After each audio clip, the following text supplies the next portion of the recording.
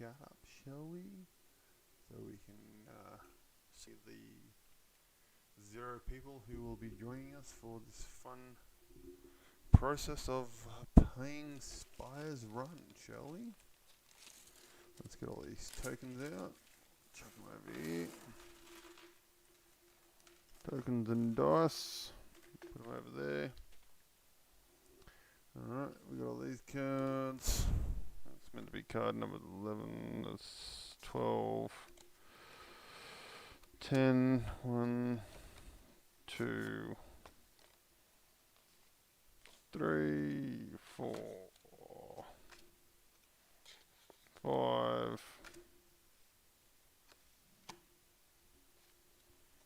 6, 7, 8, 9, 10, 11, 12.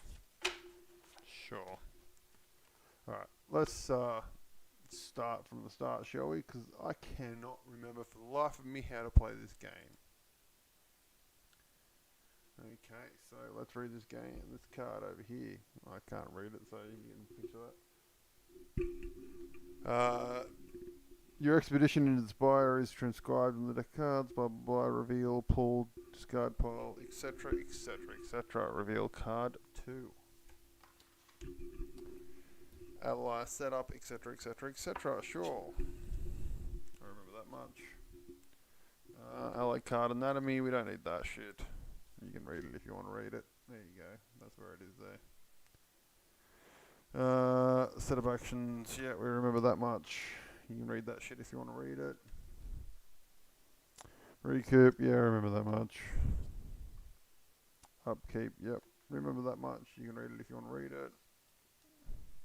Enemy combat. Yeah, I think I remember that. Blah, blah, blah. I think I remember that. I don't know. Let's just take a wild guess. Yeah, blah blah blah. Finding loot, sure. Items are listed in black strips at the bottom of the story cards. When you get an item, choose an ally to give it to, then place the item under the ally's card, making sure that the black strip is visible at the bottom. Sure. Loot. There you go. You can read the loot card. I don't even think that's in focus. I'll try to get it in focus for you. Doesn't want to focus. No, so that's, let's see. That's out of focus.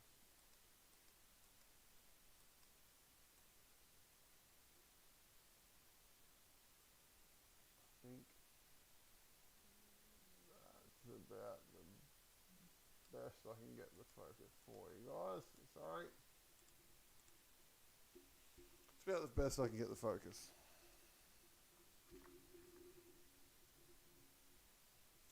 Okay, so we've got the instructions of death and quick setup. Something happens if you die.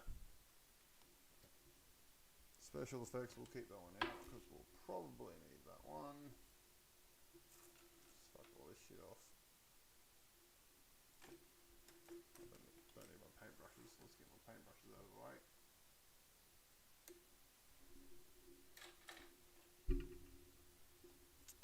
Status effects. We'll probably need that shit, so let's just chuck that down here. Just need to frame. Ally cards. Okay, so let's randomly shuffle this shit. And let's see who we get. We get Ring Attacky, the outsider, and Dane, the Rutterkin. Let's put a deck just underneath this thing here so we can't really see it, so we've got some room. Okay, so we need 5 health, 4, 5, check 5 on her. He's got 6 health, so let's give him 6. That's 3, 4, 5, 6. He's got. Oh, that bumps my little fucking stand here. There we go. He's got 3 armor, so we give him 3 armor. She's got 3 armor. Boop. 3 armor. That thing auto-focusing. It is auto-focusing. There we go.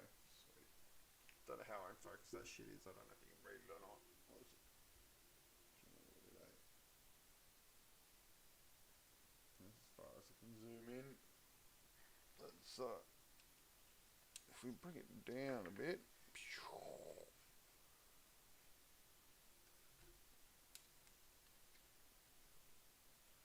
If we zoom out a bit, she might be a bit more detailed. Do you want to zoom out? What the fuck are you not zooming out? There we go. You don't want my crotch. Alright. Probably a little more zoom out. Then a bit more of a rearrange.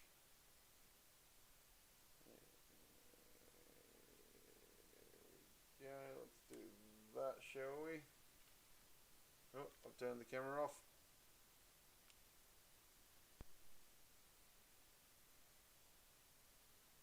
There we go. Zoom in a bit, shall we? Bit too far. Oh my god, life is enthralling, isn't it? This is shit I probably should have prepared beforehand. There we go.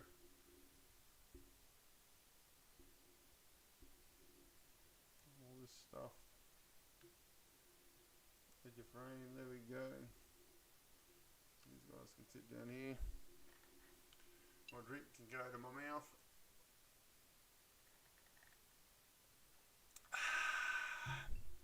Alright, so we can skip the prologue because we've done that before. There's some prologue stuff if you want to see it. Enjoy. Alright, chapter 1. Cautious steps. You approach the door with cautious steps. I warn you, it's worse if they're in there than you think, and you imagine the unimaginable. No doubt, says an unfamiliar voice. A small creature reveals himself from behind the door. He's unkempt, a little worse for wear. His eyes appear kind. What are you? You've never seen this creature before. I've always been close, but you people are far too involved with yourselves to notice. We live right beneath you. Only this thing here is from much, much deeper, he mutters, looking up at the spire. What do you know about this, he asks, hopeful. I've squirreled around. These undwellers have horrible red eyes. They move silently and quickly. He stops and sniffs the air. I must go. With that, he scampers off into the spire. You move to follow him. When you see it, When you see it, red eyes cutting through the darkness. You attack. Reveal cards 4 and 5.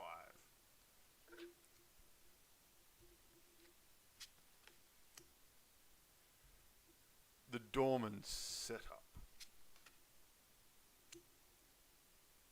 And the doorman. So we'll put him over here so you guys can see what the fuck's going on. Boop, boop, boop. So he gets 10. 1, 2, 3, 4, 5. And another 5. And he gets 4 armor.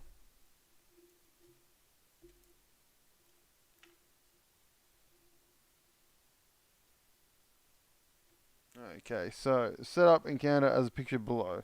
Place the doorman in the play field above the ally cards. Put his hit points and armor cubes next to him. Tip bleed damage skips armor points and damage hit points directly. After any encounter, allies in play regain all hit points and armor points. Any status effects and boost markers are cleared. If you defeat the demon, reveal card 6. So after any encounter, allies in play regain all hit points and armor points. Okay, so I think I've done that wrong in previous games. So if you look at my 1 and 2, I'm pretty sure I did that wrong in the previous games. So, yeah, let's punch on with some demons. So I think do I have to sit this? I think this deck is 1 to 6. He's got 1 to 6. Yep. So let's shuffle the attack deck.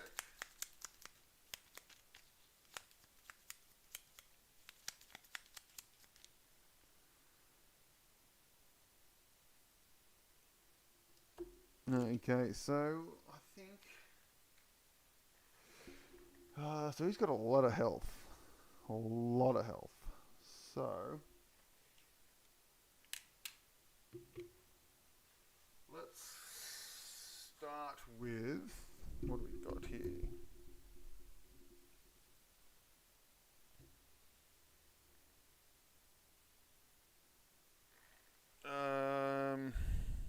Let's go with Dane first, shall we? So I think Dane, we're just going to go bash and bolt. So we're going to spend 1 health from Dane to do bash and bolt. So we're looking for a 4 or higher. So we get a 3, so he does nothing.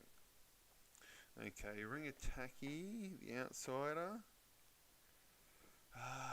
What's she got? Fog cutter's pretty good. It's a double attack. Bamboo punch is a double attack, but it's a 5 or higher.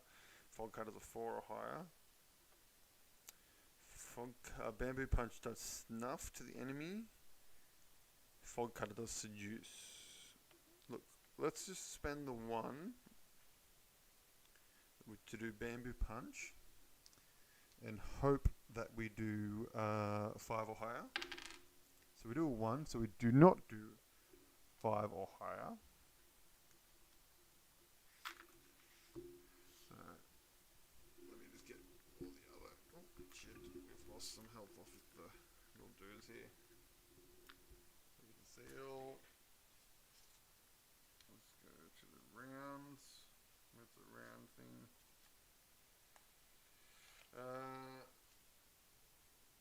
So we're meant to do the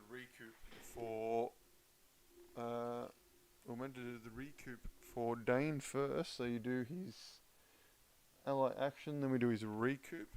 So we roll for his recoup. So he gets a 4, so he can heal or he can cleanse. I think I was meant to choose actually. Well, let's just say healed. So he heals 4 to 6. He heals 1, so he gets 1 back. I don't know. She did her attack. She missed. She is also going to attempt to heal. She gets a 7, so she heals 2. She's only spent 1, so she gets a full health back. Alright, so then we're going to jump to the bad guy. Alright. So the bad guy is going to attempt enemy 8th selection roll. So let's just jump to our cards here. So enemy action. Your enemies will follow the same 3 actions as at the same time as attack roll. There must be a selection roll to determine who they attack. Alright, so we're going to determine who they're going to attack. So 1 to 4, we've got ring attacky. 5 to 8, we've got Dane. So we're going to attack ring attacky. Proceed with this attack like you would any ally, but be warned, enemies do not spend HP to perform attacks. And once determined, select an action card. So we flip our action card. They're going to form number 5, which is a key swarm. So on their key swarm, they need a 3 or higher. They get a 1, so they do not hit. So we go back to our player turn. Okay, so what do we want to do on our player turn? Let's have a drink first before we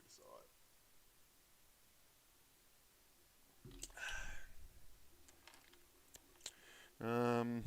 Well, we healed pretty well last time, so we're going to go with Dane first. He's going to attempt to do Bloodlet, so he's going to spend 2 health to perform his 2-action Bloodlet. We're looking for a 3 or higher. We get a 3, so that is going to be 3 damage, which will take 3 armor off our little dude here.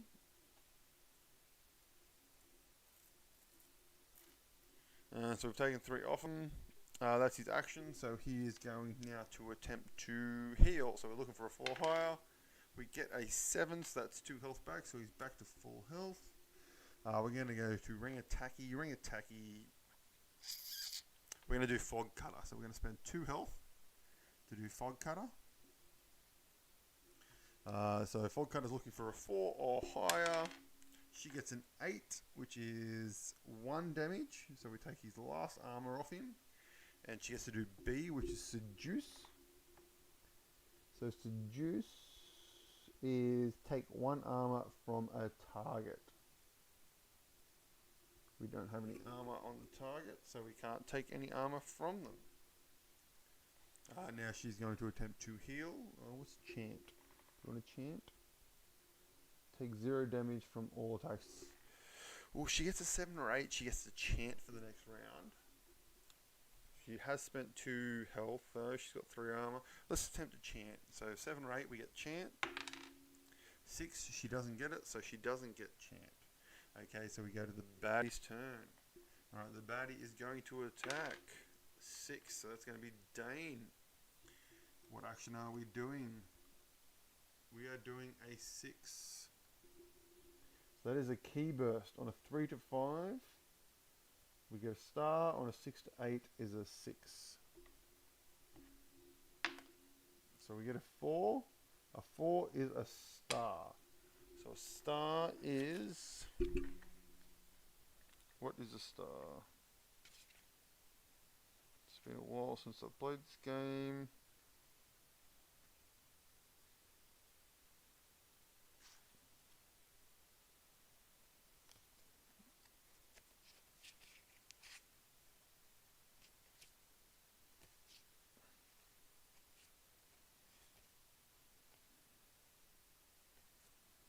What is the star symbol?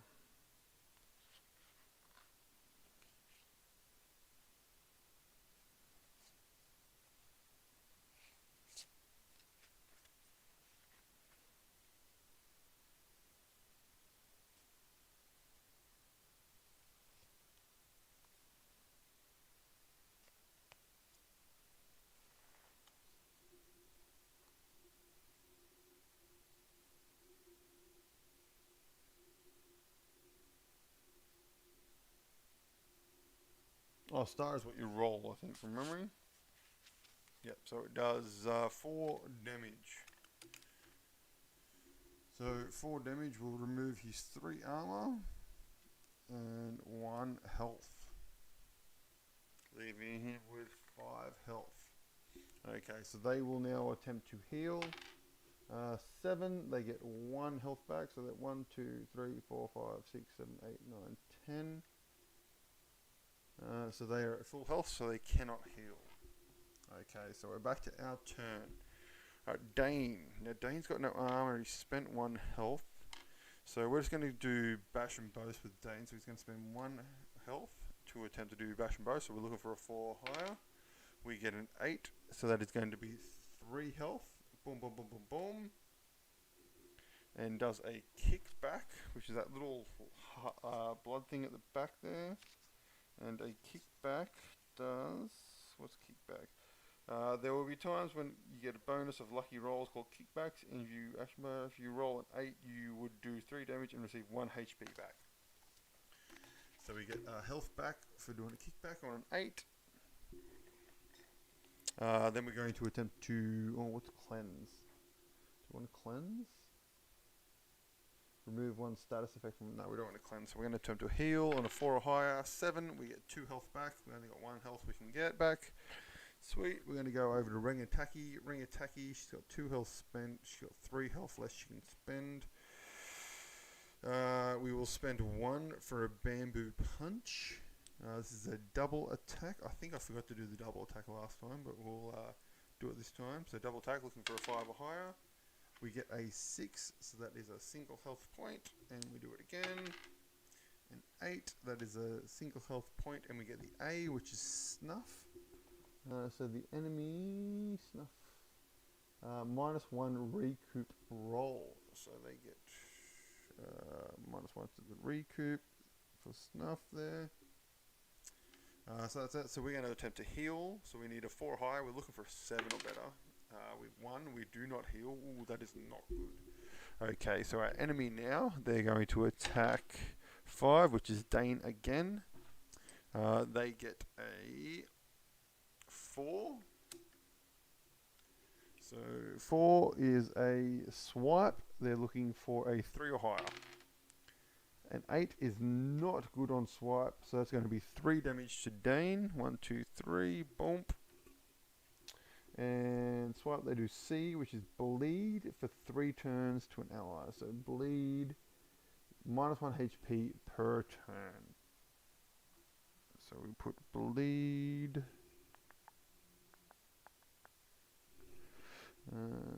Is there a bleed thing? Yep. So we put bleed there, and we'll put the bleed marker on Dane to show that he's got bleed. So he's -1 HP per a turn for 3 turns. And I believe snuff is permanent, so we'll just leave that snuff marker there for permanent. Okay, so that's his turn. He's going to attempt to heal now. 4. He heals 1. Okay, so we're back to a hero's turn. Okay, let's... we're both hurting here a little bit.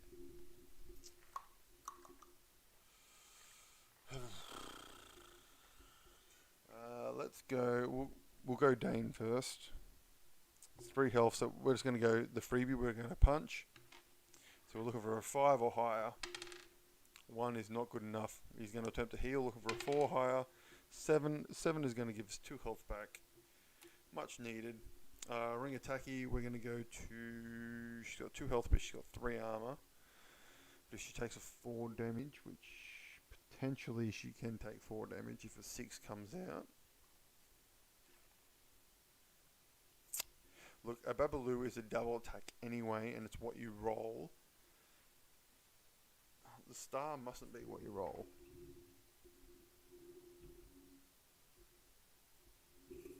What's a star? Oh, there we go. Star represents the number you roll. For example, if an attack damage does damage and the number you roll 5, it would inflict 5 damage. So, her... Oh, the circle star. This attack or ability affects all opposing targets in play. Oh, that makes sense. Okay, so Babaloo, we're going to do Babaloo. It's a double attack. So we're looking for a 6 or higher. It costs us nothing.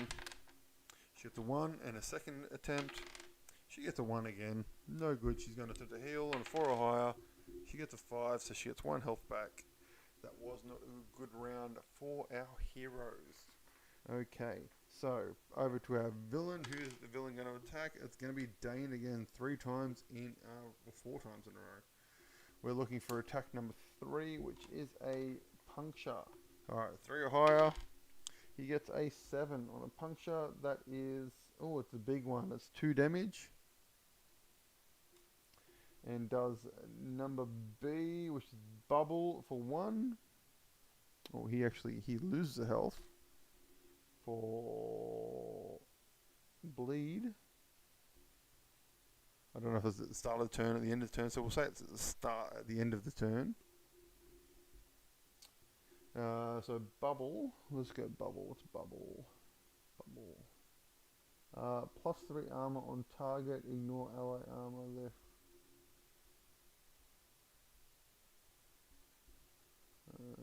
So the Dorman gets 3 armor.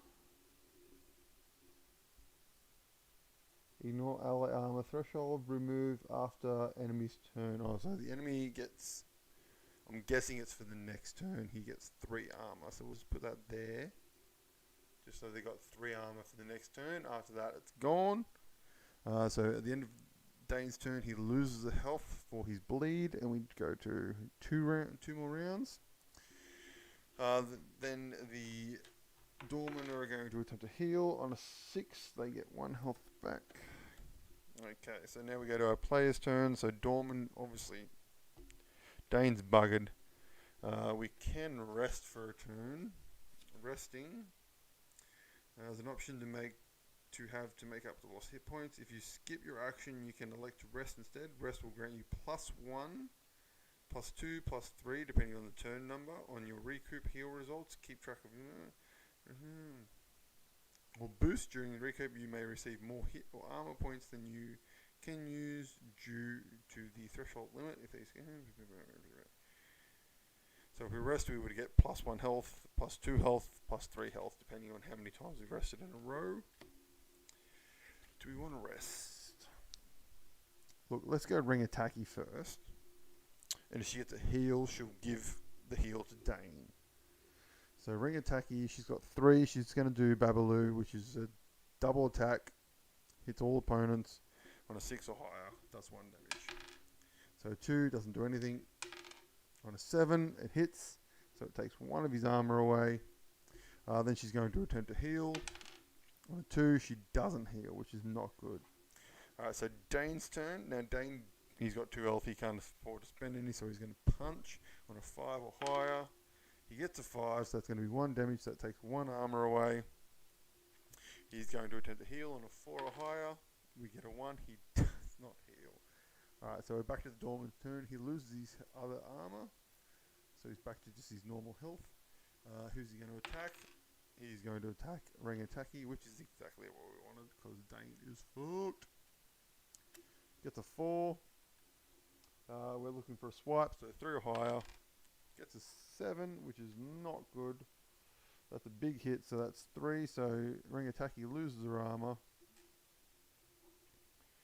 And on a 4 swipe B, so she gets bubble. So Dorman gets 3 armor for the next round again, which is not what we want.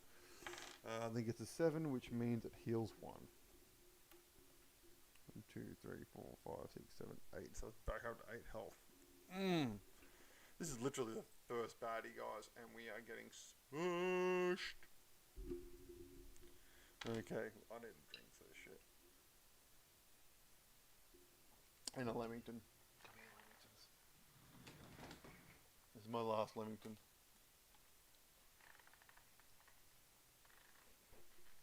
Okay.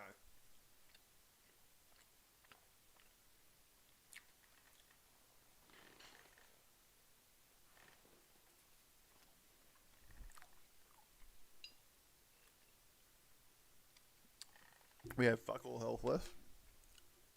We have to give zeros. And he's got his stupid armor for this round. So Dane's going to spend 0, looking for a 5 or higher.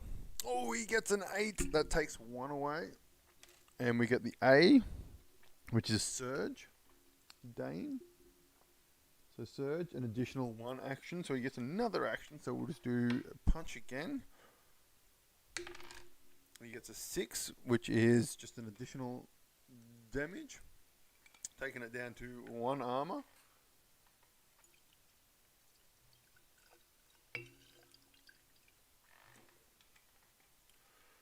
So that's Dane done. And Dane's going to attempt to heal because he needs some health, and we're looking for an 8. Come on, give us an 8. A 1 is not what we wanted. Okay, so Ring Attacky. Ring Attacky, she's got 3 health. She's got nothing as well, so she's going to do Babaloo, which is the cost of 0. Double action. She gets a 6, which is a hit. So we do 1 damage, which knocks off that last armor.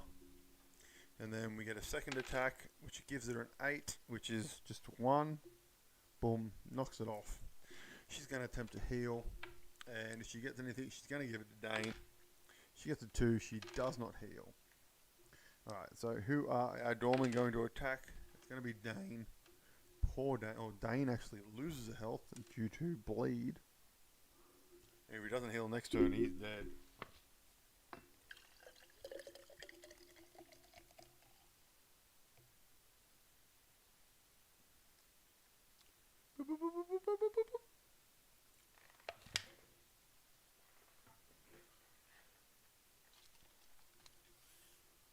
Alright.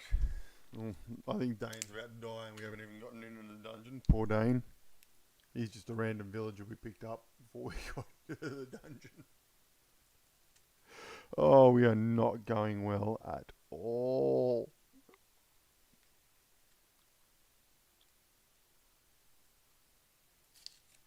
It's actually quite fucking horrible. Okay. What's he gonna do?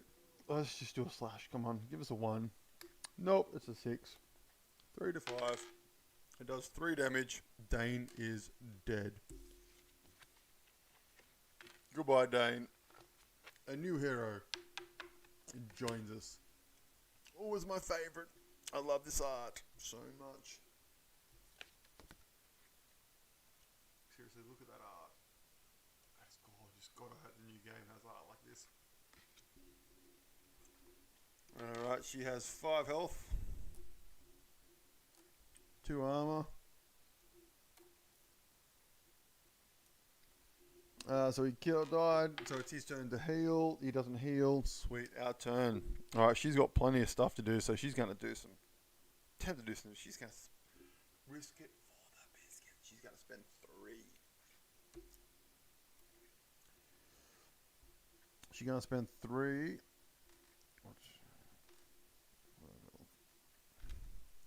To do the based. So we're looking for a 3 or higher. She gets a 4, so that's going to be... Based is the dice roll, so 4 damage. 1, 2, 3, 4. She can cleanse, which is... Remove 1 status effect, so we don't want to remove status effects. She's going to heal, looking for a 4 or higher. She gets a 2, she does not heal. Ring attacky, she's going to do Babaloo for 3, double attack, looking for a 6 or higher. Gets a 4, second attack, gets a 5, nothing. She's looking to heal, looking for a 4 or higher. Gets an 8, that is 3 health. Takes it back up to a max of 5. Beautiful. Over to Dickweed. He's going to attack on a 5, that's going to be Millicent. Attack number is going to be a 3, which is a puncture. Looking for a 3 or higher. Gets a 7. That's going to be 2 damage, which removes her armor. And does B, which puts bubble on the Dickweed, which gives him 3 armor.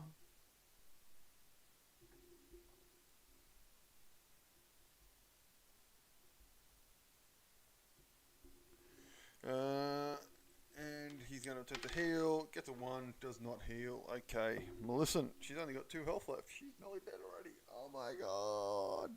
Going to do Needle Dart on a 5 plus.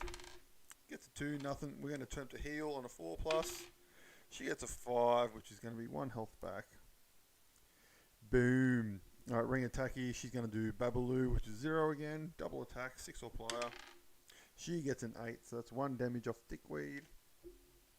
And a second attack, 2, and then she's going to attempt to heal. Gets a 3, which does not heal. Alright, he loses his armor. He's got 3 health left. And he's going to attack 6, which is Millicent.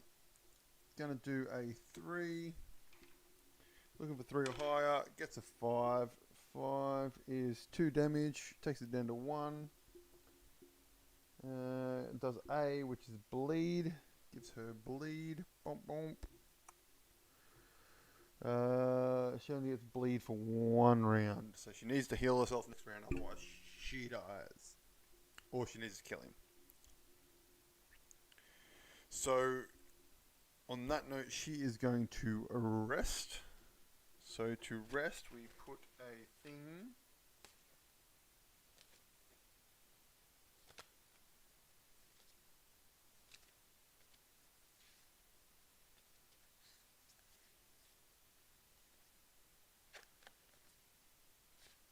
put a thing on a thing. Rest. Rest is an option you have to make up velocity points. If you skip your action, you can elect to rest instead. Rest will grant you +1 on the first turn, so rest is a little thing. So we'll put a little resting there, so we gained 1 health back. Which is good because our bleed goes and we lose a health. Now she still gets to do her recoup phase, I believe. Yeah, so you just skip your action, so you still get to do your recoup phase. She gets a 5, which gets her 1 health back. Ring Attack is going to do her free action, which is... No, she's going to spend 1. She's going to risk it for the... Oh, actually, she's going to spend 2. She's going to risk it for the... All her attacks are going to do 1. No, she's going to spend 1 to do Bamboo Punch, which is a double attack. So 3 is a miss. We're looking for a 5 here. That's a 2. That's also a miss. She's going to attempt to heal. On a 4+, she gets a 5. She gets 1 back. Which is good. Alright. So we want a 1 and 4 here. We want Ring Attacky to take the attack. Okay, Ring Attacky is going to take the attack. Beautiful. We get a 1. So we're looking for a 4 higher here. 7. He gets a 7. That is 2 damage. So Ring Attacky takes 2. No modifier. Alright. Dorman's going to attempt to heal. Gets a 5. That is 1 health back. So it takes it back up to 4 health. Alright, over to our players here. Alright, Melissa's going to heal. She gets 2 back. And then she's going to attempt to do her recoup phase. I think we get to do our recoup phase. Oh no, sorry. I think step 2 is your recoup. Step 3, upkeep. Oh no, so step 2, if you rested.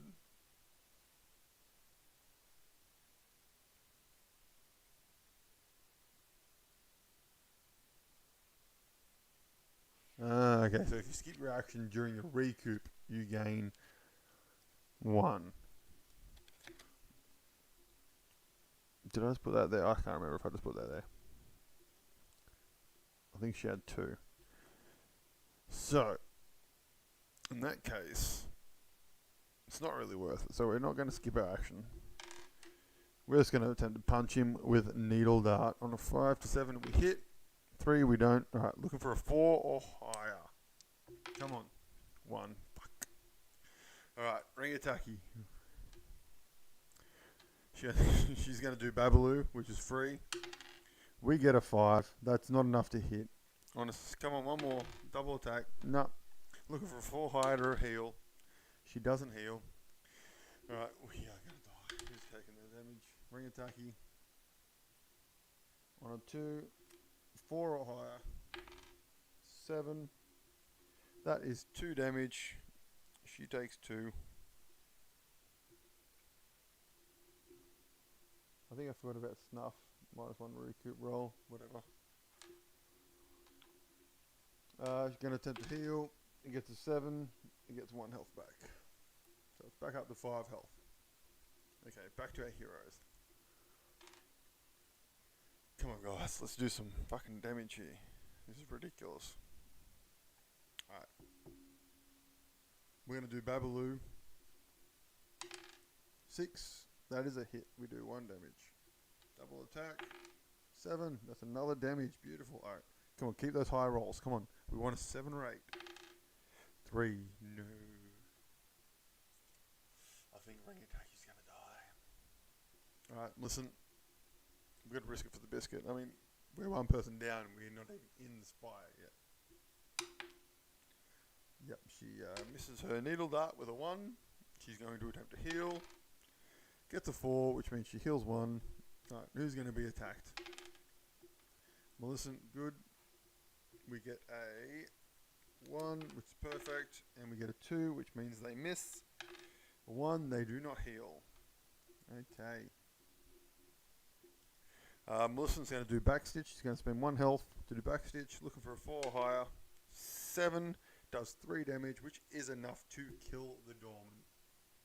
Fuck you, Dorman. You dead. So if we killed the doorman, reveal card 6. Victory. Increase ally armor threshold by 1. Pull card 32, mark this accomplishment, then continue. 25, 38, 32.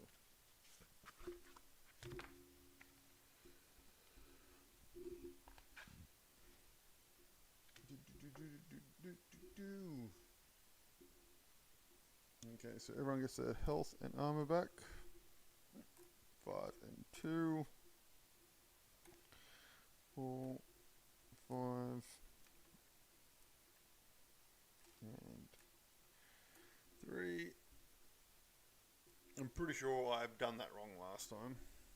Okay, so we are +1 to armor, which means she gets 4, she gets 3. The creature is bleeding on the floor facing you. He shifts a bit, still alive. What have you done with them? You know it understands, I think I was meant to say that, not that. Regardless of what language it speaks, around him are keys, at least 10 of them. Some are chained to him, others loose. 2 keys are directionally in front of you. It could be your imagination, but it looks like one begins to move. Dun dun dun. Dun dun dun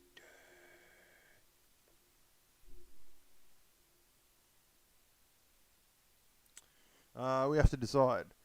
Finish him off and take everything. Leave him. Let's take what he has and move on, and let's take him captive. I cannot, for the life of me, remember what I've done the last couple of times I have played this. So, let's D6 it. Do I have any D6s around here? I'm going to get a D6.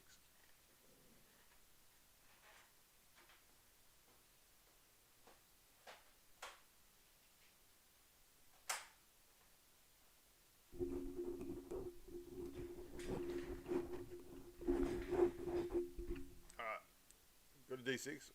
1 to 2, 3 to 4, 5 to 6. Alright, 1. So we are going to finish him off and take everything. So we need to reveal card 7.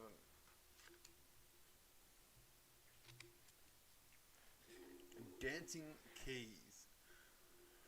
You stab him until he stops moving, then reach down and pick up a key. It slides away along the floor. The other keys start to shake and pop like kennels in a skillet.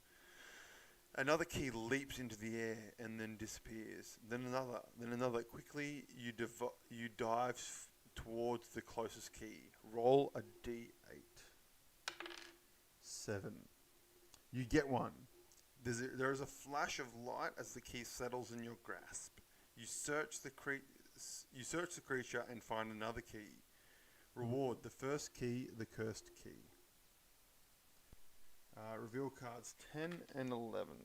Let's put these off to the side. 9, 10, and 11.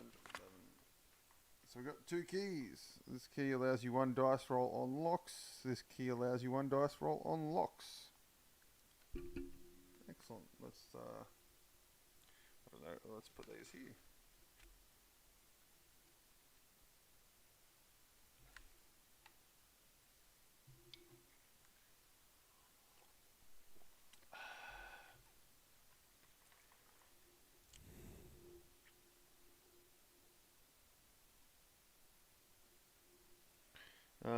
So we need to reveal card 13.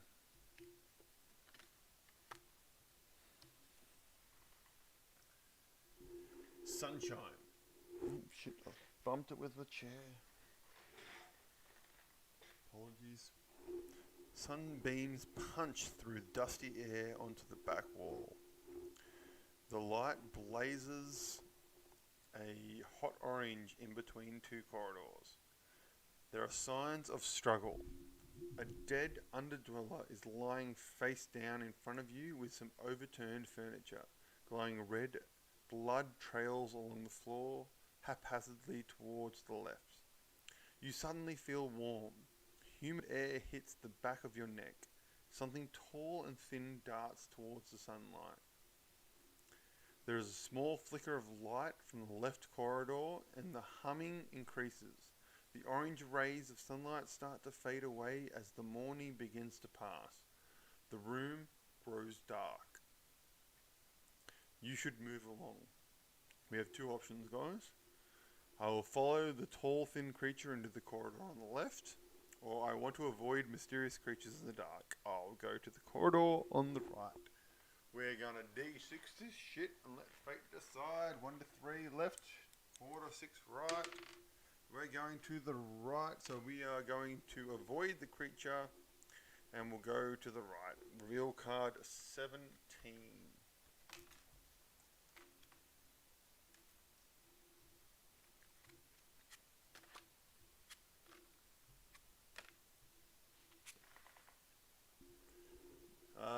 The twins. Giant pillars mark the entrance to the next corridor.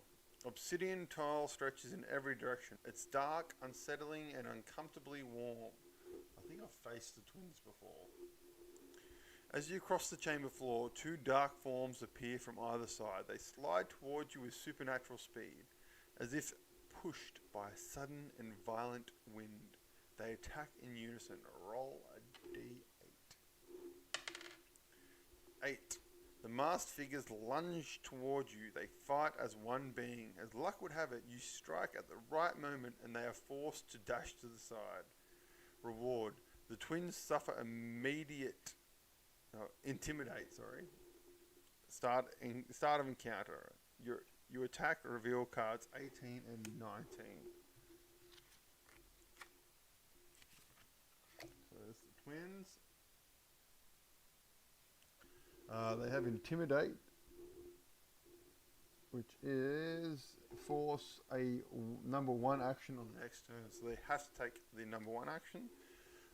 Many of the twins' actions occur twice per turn, as indicated by the double sword icon on the action bar.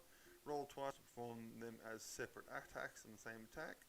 As the battle, the twins place all the action cards they perform in a line on the playfield. If either of these two combinations occur in a row, 5-5 or 6-6, reveal card 20. Otherwise, if you survive the encounter, reveal card 21. So let's shuffle up our encounter deck. Here is a little bit of room here. We've got some keys there. Oop, dropped one. Dropped a couple of cards. Oh god. I've dropped more than a couple of cards. Things are not going well.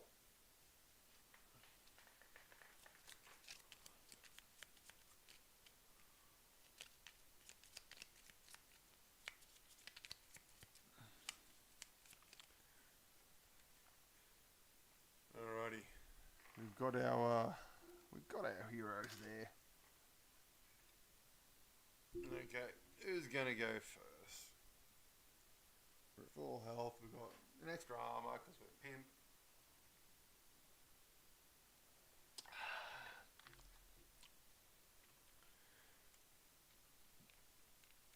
Who do we want to go with? Let's go.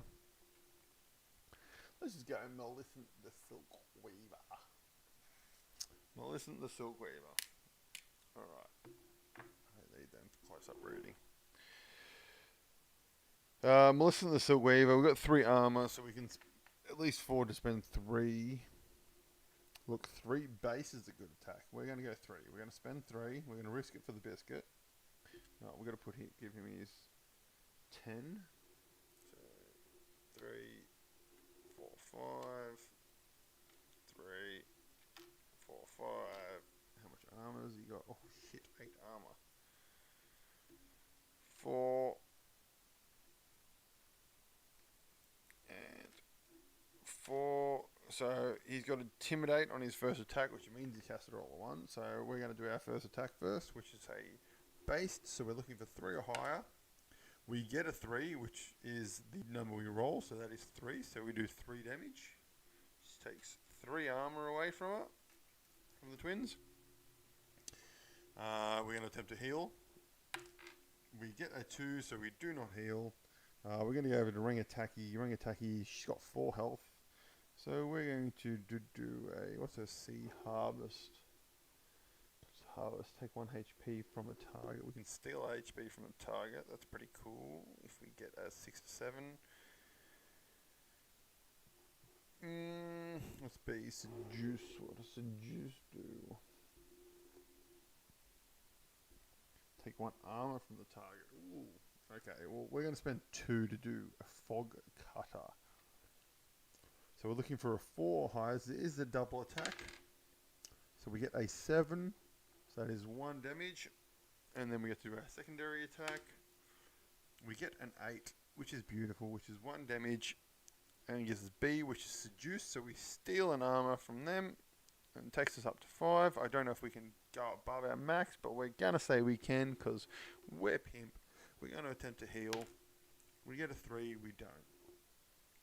Okay, so who's the enemy going to attack? The enemy's going to attack Millicent. Has to do a 1, so 5 or higher does a double attack. 5 hits, does 1 damage, takes 1 of the armor away. Does a secondary attack, 6 hits, takes 1 of the armor away.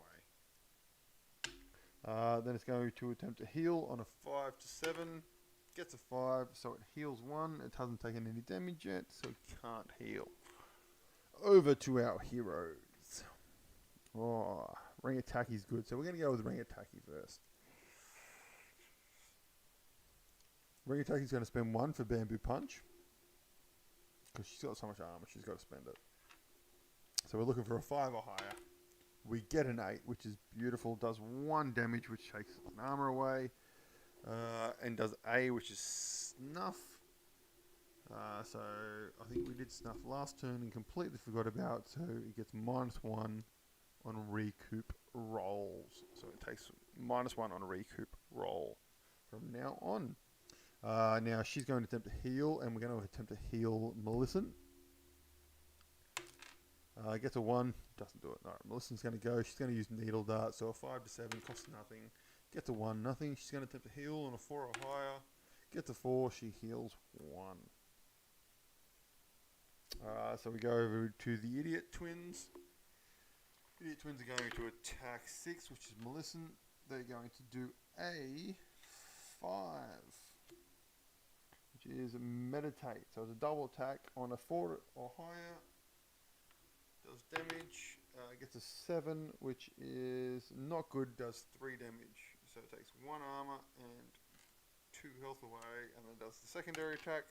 Gets an 8 and pretty much butt fucks Millicent in the arms. She dead. Where's the remainder of our allies? 1, 2, 3, 4. We have 4 allies left. And with our second villain we faced, I have a feeling we are not going to succeed tonight, champions. We get Leofric the Forester. He starts with 5 and 2 armor. So we're at the heal phase for the twins. The twins get a 6, which heals 1. They haven't taken any damage yet, so they are all good.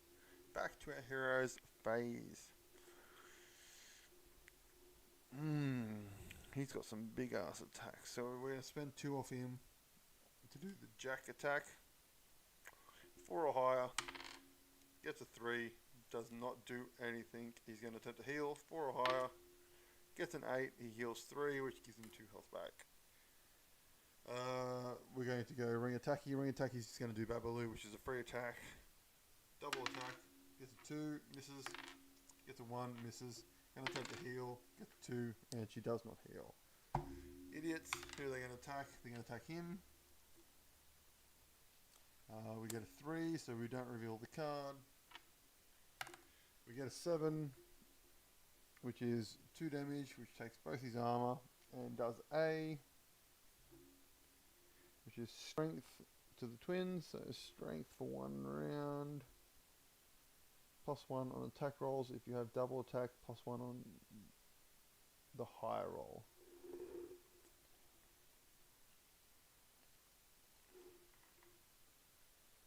So they have strength for 1 round. Going to attempt to heal. -1 on their heal, so 3. They do not heal. Alright. Our turn. He's got no armor left already. Jesus. We're going to spend 1 for Splinter. So double attack, 5 or higher. Gets a 2. No. Gets a 2. No. Going to the heal, 4 or higher. Gets an 8. 3 back. So we're going to give it to her. We're going to heal her, so she gets her 3 health back. She's going to spend her 3 to perform Tuto Pupo, which is a double attack. 3 or higher. Gets a 6, which is a C, which is Harvest.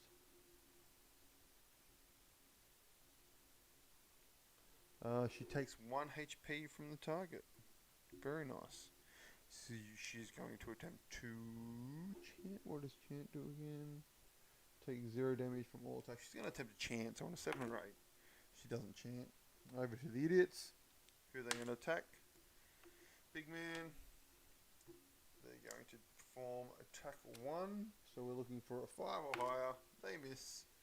They're going to attempt to heal, so we need a 6 or better. Gets a 6. They heal 1. So back up to 10. Over to our troopers. We're going to go Ring Attacky first, eh?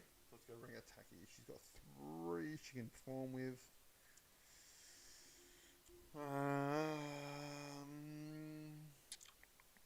Let's go Bamboo Punch. We're going to spend 1 and go Bamboo Punch. She gets a 1, which does nothing on the first one. Second one, looking for a 5 or higher. No, misses it. Going to attempt to heal. 4 or higher. She gets a 7, which is 2, so she's going to take 2 health back. Beautiful. We're going to go over to Leah Frick. We're going to spend 1 on Leah Frick. So we're looking for a 5 or above double attack. 5, so he hits it on a 5, so that's 1 damage. So we remove his last armor. And going to go again, 5 or higher, 7, still only 1. Takes it down to 9 health. Going to attempt to heal or cleanse. What's cleanse? That's like get rid of things. Yeah, no, we don't have any status effects, so it doesn't have strength anymore. 4, so we heal 1. Alright, who is he attacking?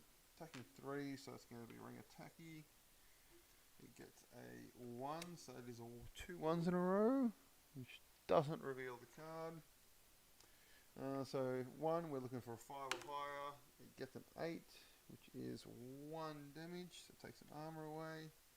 And gets to attack again on a 3, doesn't do anything. Back to our heroes. Still 4 armor on this one, 4 health. She's going to spend... Oh, got a heal, so on a 6 plus. No, it doesn't heal. She's going to spend 0 and just do Babaloo, which is 6 to 8, double attack. 2 and a 1. No, probably shouldn't roll the black dice. Always going to fail on a black dice because it's the enemy dice. Heal 5. She heals 1, so she's going to give him back to 5. He's going to do Jack Attack for 2. So on a 4 to 6, we're looking for a 4 or higher.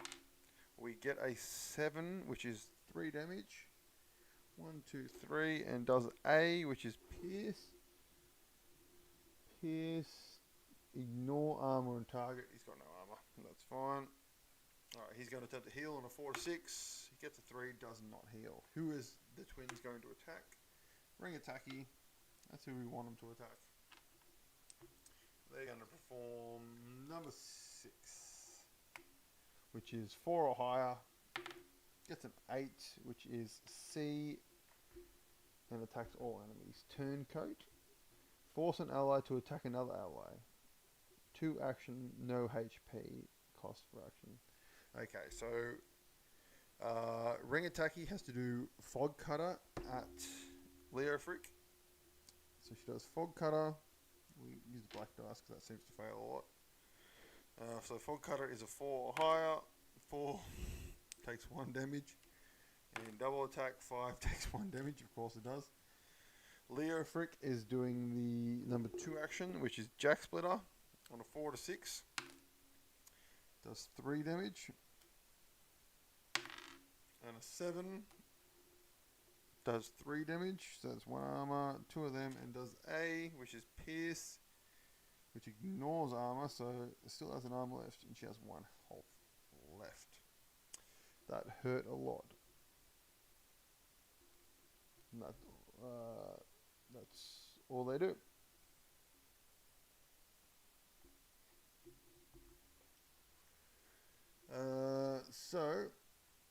It's going to attempt to heal on a 6+.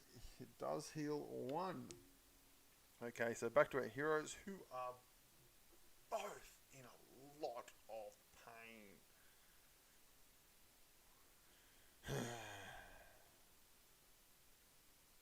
Okay, Babaloo's got an armor and a health left. If we rest, they're both just leaving themselves open if they rest. It's got 1, 2, 3, 4, 5, 6, 7 health left.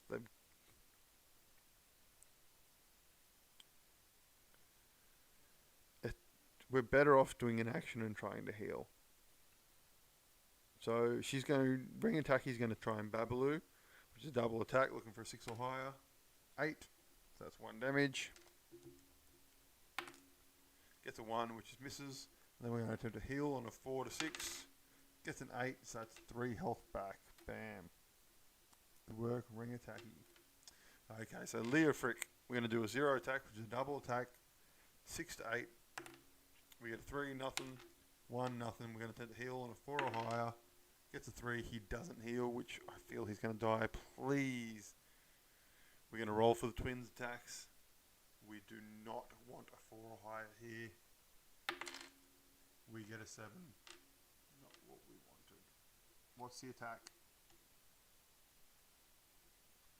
It's a 2, which is a 4 or higher.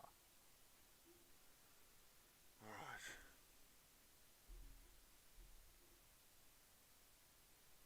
We do not want a 4 or higher on this dice. That's a 6. On the 2, a 6 is 1 damage. Leo Frick. This is Leo Frick. Art's good. He's dead. May I introduce you to Rolf, the Killcrow. We are on our second villain, and we're already ridiculous amounts in. Oh, he's got 4 armor, which gives him 5 armor. We're not going well, crew. Look, just pointed out, this is a fucking horrible session. Horrible session. So, I'm just gonna drink the pain away.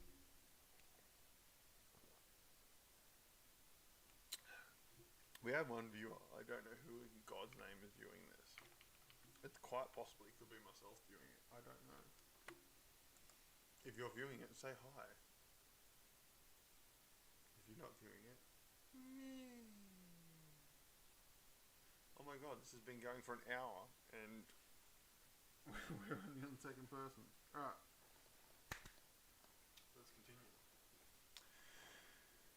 Okay, so we're at the heroes. Oh no, he just attacked, so he's got a heal. So 8 minus 1, we'll put him on 7, so he heals 1.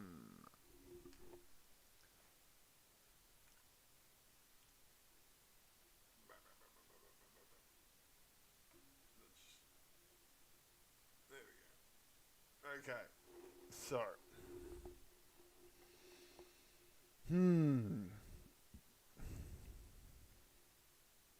Rolf. We got 5 armor, so we're pretty much in. We're going to hurt ourselves. So we're going to spend 2 to do slice. We are looking for a 3 or higher. We get an 8. That's fantastic. On an 8, we do 3 damage. And we also do A, which is dwindle. Minus 1 attack damage if you have double attack, minus 1 on the highest roll. So it has dwindle. it has Dwindle and Snuff.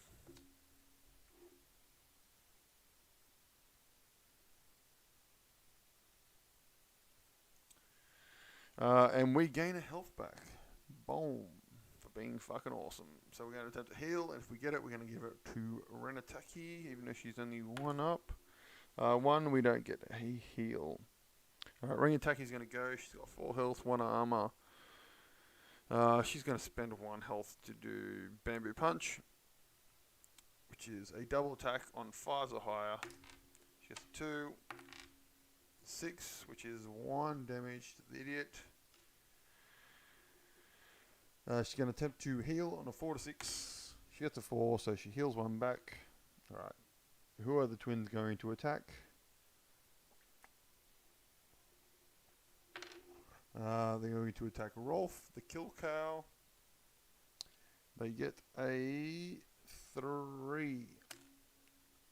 3 is the Whistle Fist, which is a double attack, looking for 4s.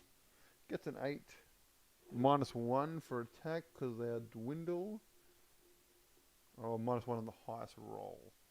So 8. Secondary attack is a 7, so 8. So that's 2 7s. Doesn't matter because they're both the same, so it does 2 damage. So 1, 2. 1, 2 removes 4 armor from him. And does A on both, so strength 2, twins, strength +1 on action roll if you have double attack, +1 on the highest roll. So for 1 round, so that will be for 2 rounds. Strength, 2 rounds. Alrighty, back to us. So we got 4 on Renataki, and Rolf has 4 as well, both with 1 armor. Look, Slice is just the best option. We've got to do some damage. He's only got 3 health left, so we've got to do Slice. So we're going to spend 2 of Rolf. So we're looking for 3 or higher. 3 or higher will kill him here. We get a 6. 6 is 4 damage. Boom. Enough to kill the twins. Okay, so that resets our health. So we go back to 5. Back to 5. 4 armor. 5 armor on this one. So we reset ourselves. So we beat them. Otherwise, if you survive the encounter, reveal card 21. Okay. Triumph. Increase ally hit point threshold by 1.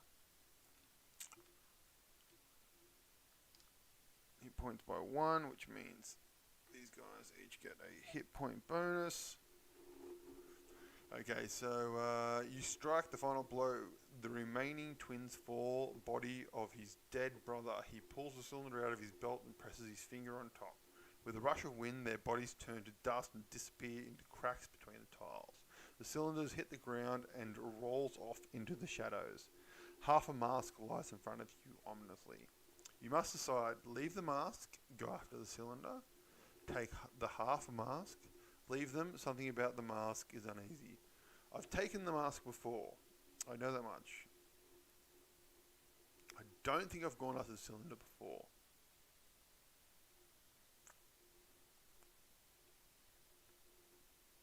So I'm gonna go 1 to 3 is leave the mask, 4 to 6 is the other one. D6. 6. So we're gonna leave them. Something about them is uneasy. Reveal card 25.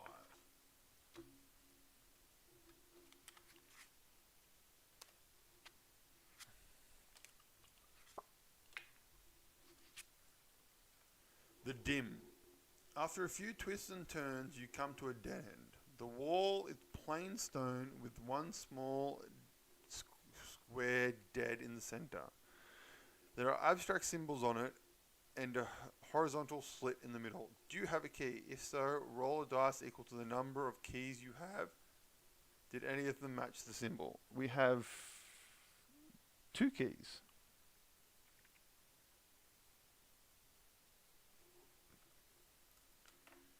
We have 2 keys. Alright, so we need to roll 2 keys. Okay, so we got little square things, so that matches. That doesn't match. So we got one. Yes. There are a series of loud cracks. The wall in front of you slides open. You step into a corridor covered in prickly red moss. Reveal card 26. Slime streaks. I'm pretty sure I've been here before. Crimson drapes of haunting vegetation stretch down the walls like blood. It's as if the corridor itself has suffered wounds and have never healed. Along the floor are streaks of slimy goo. Whatever could leak this volume of nastiness is certainly something to avoid. A few steps later, the floor changes. It turns from plain stone to decorative square tiles, protruding slightly from the floor. They are adorned with the symbolism you have seen through the spire. The slime trails flow along the tile in a deliberate way. This looks to be a ritualistic occurrence. You decide. I will only step on the tiles with a slime trail. I will not step on any of the tiles sullied by slime. I've done this before and I cannot, for the life of me, remember. It's been a long time since I did. I think this is the way I went the first time I ever played this game. And this is the 4th time I've played it, I think. And the first time I went this way, the second, third, I haven't gone this way. And I think, from memory, and I have no idea if it's correct or not, I think I followed the slime last time. So I'm going to say I will not step on the tiles. So I have to reveal card 28 and say I didn't step on the tiles.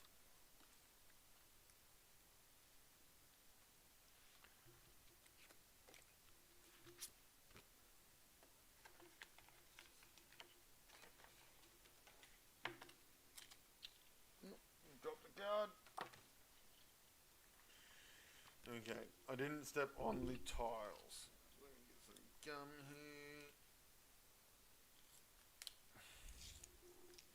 here. You step on clean tiles one by one till you reach the final row, all of which have been slimed.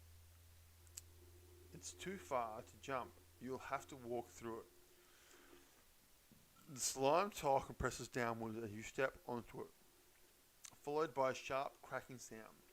You frenetically leap forward as the hall behind you smashes shut.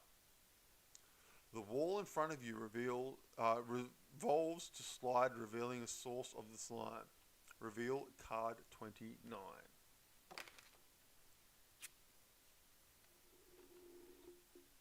The Under Snail. It has 6 health. So we got 4, 5, 6, and 6 armor. 4, 5, 6. So it has some special rules. When the encounter begins, all allies suffer exhaustion 2. So exhaustion, no recoup or rest. So we don't get recoup or rest for the first 2 phases. So exhaustion 2. The Undersnail does not use action cards. Each turn starts with 1 standard attack, red bar, and ends each turn with 1 recoup, white bar. If you defeat the Undersnail, reveal card 30. Okay, so it has a heal on a 6, it heals 1, and then its action is a squirt on a 3 to 5 does 1, 6 to 7 to A, 8 to B. It does not use action cards. Alright, so we have exhaustion, so we don't recoup for the first 2 rounds. Alright, well, let's start off with Rolf. Rolf is going to do Slice for his first action. He's going to spend 2. So we're looking for a 3 or higher. Does a 2, so it does not hit, and he does not recoup. So Ring Attacky, she's going to do a freebie for 1. So that costs her, she's looking for a 6, does double action. No. Second one does a 6, that's 1 damage, so we remove an armor. It does not recoup, so we move our exhaustion down 1. Okay, who is the snail going to attack? It's going to be Rolf. Looking for a 3 or higher. Gets a 2. He does not hit. He has to heal. Doesn't. No point to heal. So back to our heroes. Ringataki, she is going to. She's going to spend 1 to do bamboo punch. Looking for a 5 or higher. Gets a 7. So there's 1 damage. Doesn't get to heal. That is her exertion gone. Rolf. Rolf's going to spend 1 to do prune. So looking for 4 or higher. Gets a 7. So that is 2 damage. Removes 2 armor from the snail. Doesn't get to heal. That is his exhaustion gone. So we now move on to the snail's turn. Who is he going to hit? He's going to hit Ringataki. 3 or higher, gets an 8. That is 2 damage. So we remove 2 armor. And does B, which is bleed for 3 rounds ally. So she gets bleed for 3 rounds, which means each time after she activates, I think it's after.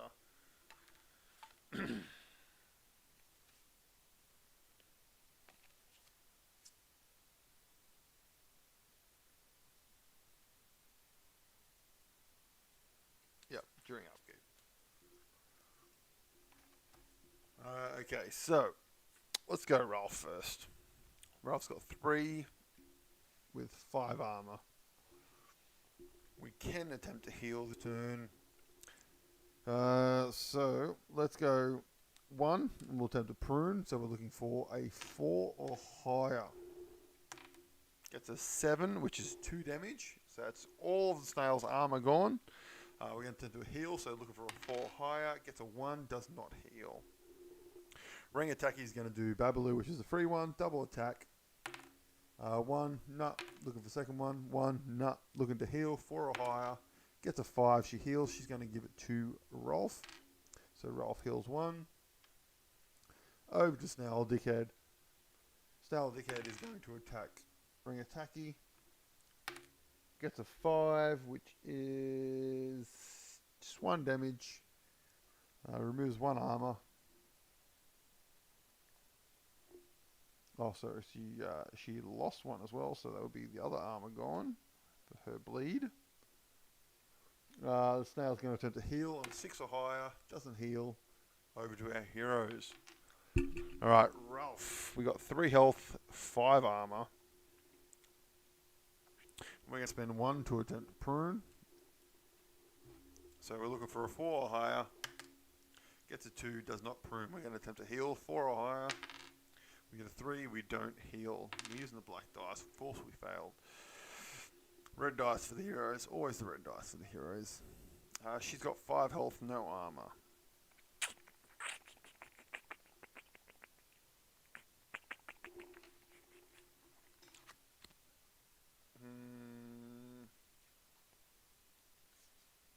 Heal. Can we get armor back on heal?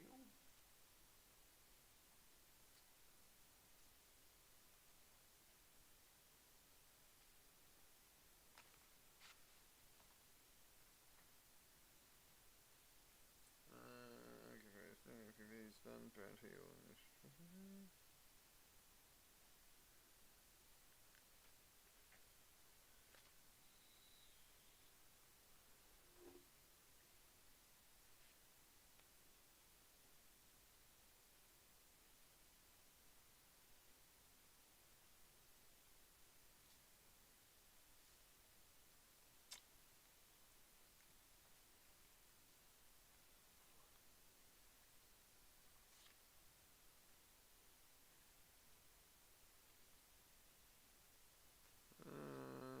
Do we get to... What a healing.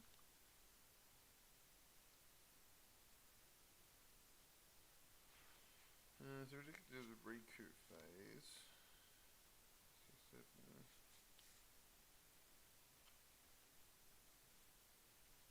Damage through the hit points. Real card 8, so we go to card 8. Real card 9.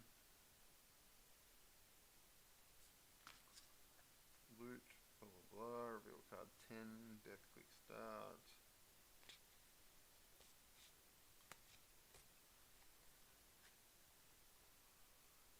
Kickbacks. Real card 5. Recoup.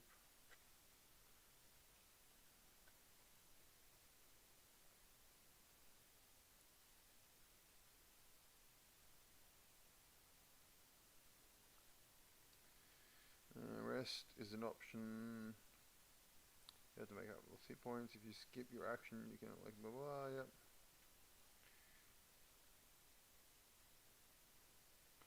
So if you boost during recoup, you may receive more hit/armor points than you can use due to the threshold limit. In these cases, place an extra HP or AP tracker in the boost marker. Also allocate.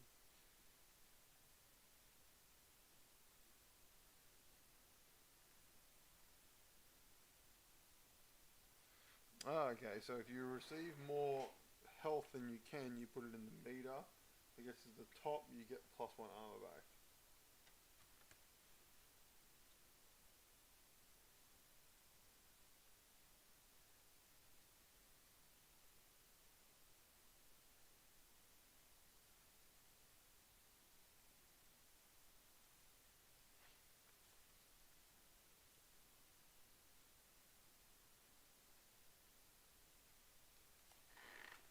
Okay. I can't remember where I was up to. Let's just go to him. Who's he attacking? 4. You. Gets an 8, which is not good. Does 2 damage. Does B, which is bleed for 3, so -1 HP. Oh, you already got bleed. So you can go to bleed 3 again. So you would have lost a HP at the end of your turn anyway, and you would have gone back to bleed 3. Awesome.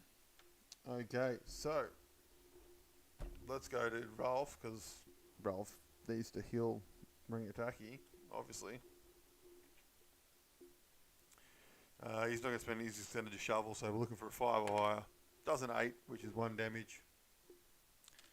Then we're going to attempt to do Cleanse. So Cleanse is remove 1 status effect on a target. So we're going to target Ringataki and attempt to move her bleed status effect. So we're looking for a 4 or higher. We get a 1, which is not fucking high enough. Ringataki's gonna rest. She needs the health. So we get +1 health back.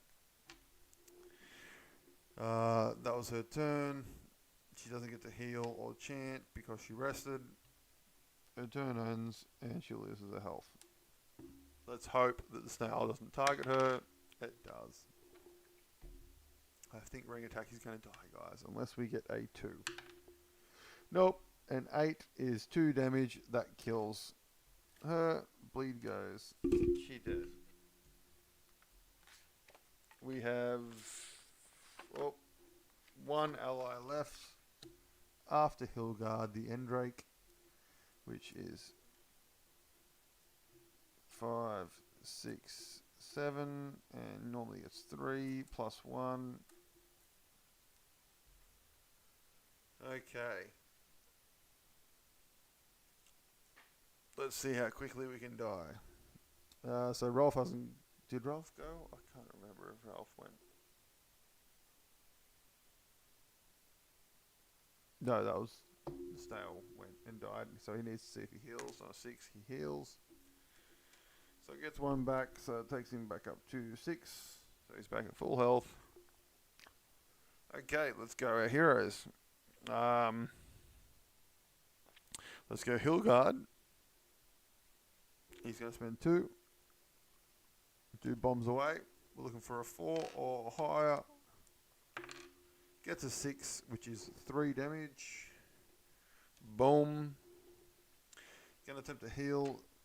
If he gets it, he's going to give it to Ralph. I actually don't. I've only just gone. I don't know if you can do this or not, but I'm doing it anyway. Gets an 8, which is 3, so he gives 3 back to Ralph.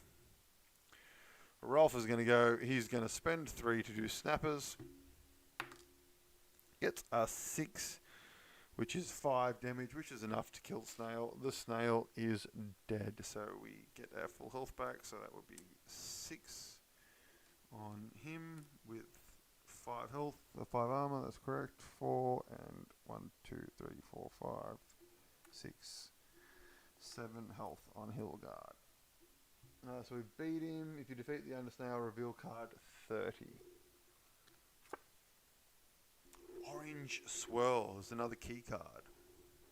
The snail shell captures your attention. It vibrates spirals of orange and yellow, draw you in and seduce your mind. For a moment, the shell seizes your thoughts and sends you away with the drift. Reveal an action card. Okay, so we need to shuffle the action cards. On a 1, 2, or 3, do that. On a 4, 5, or 6, do the other thing.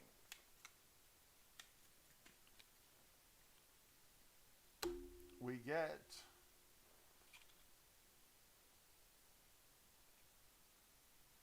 a 5. You struggle to rip off the shell and it shatters. Reveal card 31.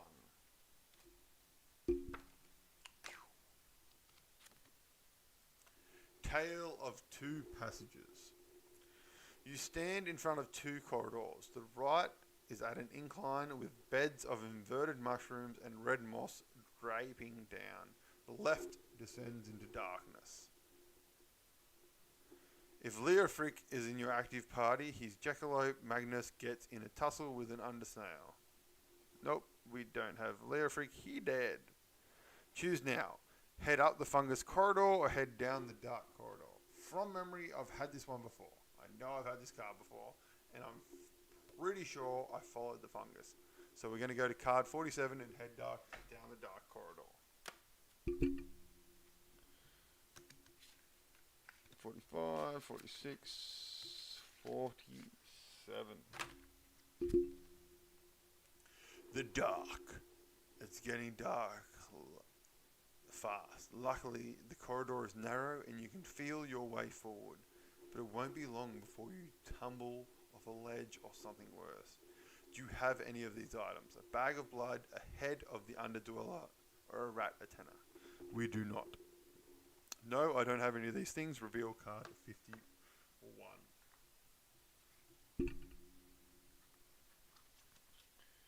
Card 51. The ooze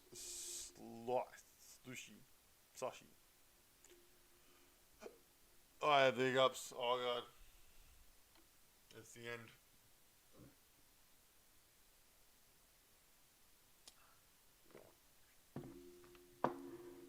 Alright, exciting news. I have never seen this card before. Oh god, I've also got the hiccups.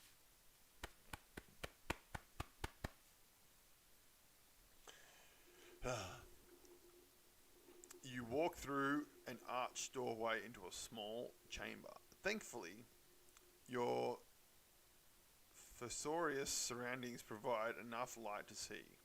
In the center are 2 large metal containers. Let's go to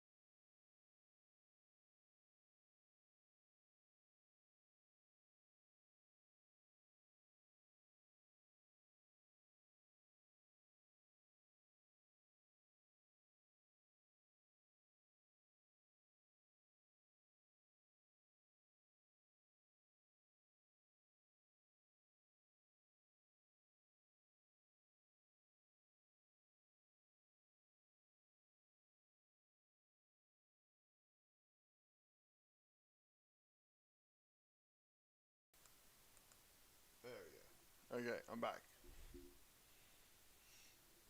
Where were we up to? We're up to something. I can't remember where we're up to. Oh, revealed card 51. That was this one.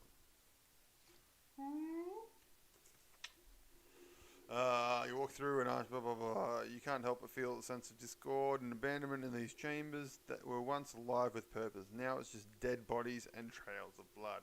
You decide to follow the channel of liquid. It takes you through a series of descending corridors to an entrance of another chamber. As you cross the threshold into this new area, you hear a splash, a single plunk, like a rock dropping in a lake. Decide.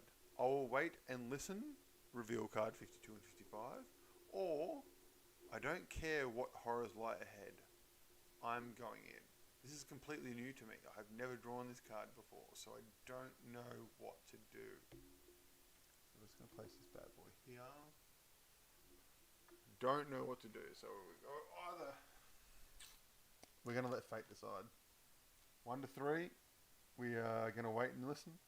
4 to 6, we're going to don't care what horrors lie ahead, I'm going in. We are going to wait and listen. Draw cards 52 and 55. So 52 and 55. So 55 is a red back, which means it's going to be a baddie. So 52. The Ooze Obelisk. I've drawn Obelisk before, I'm pretty sure. Oh god, we've moved the camera. We've moved the camera. It's okay, we're back.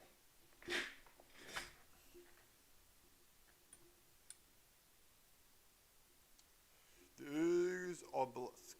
You wait for another splash that doesn't come. Slowly, you peer around the corner into an enormous circular chamber. Here, the black ooze is collecting in a pool. In the middle of the pool is an island of chiseled stone with a triangular obelisk in the center. A shimmering cloud of dust hovers above the monument, shifting in unison like swarming birds. Otherwise, there's no sign of life. You work your way around the outside of the chamber when the dust cloud begins to pulse outwards in your direction. Ooze Obelisk set up. For this encounter, you will only need the four action cards shown below. Shuffle and use them normally. Set the rest aside. The encounter ends after the fourth action card is played. So we only need a 1, a 2, a 3, and a 4. 3, 4, 2, need a 1, and a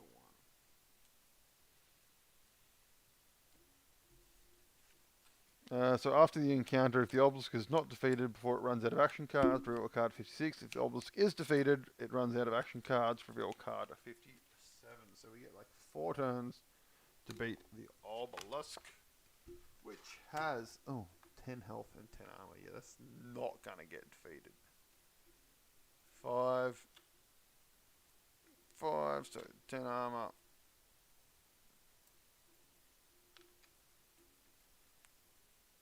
Channels. No way you can beat this. Like, seriously, that's ridiculous. There's no way you can beat this. That is a joke. Like, seriously. Like,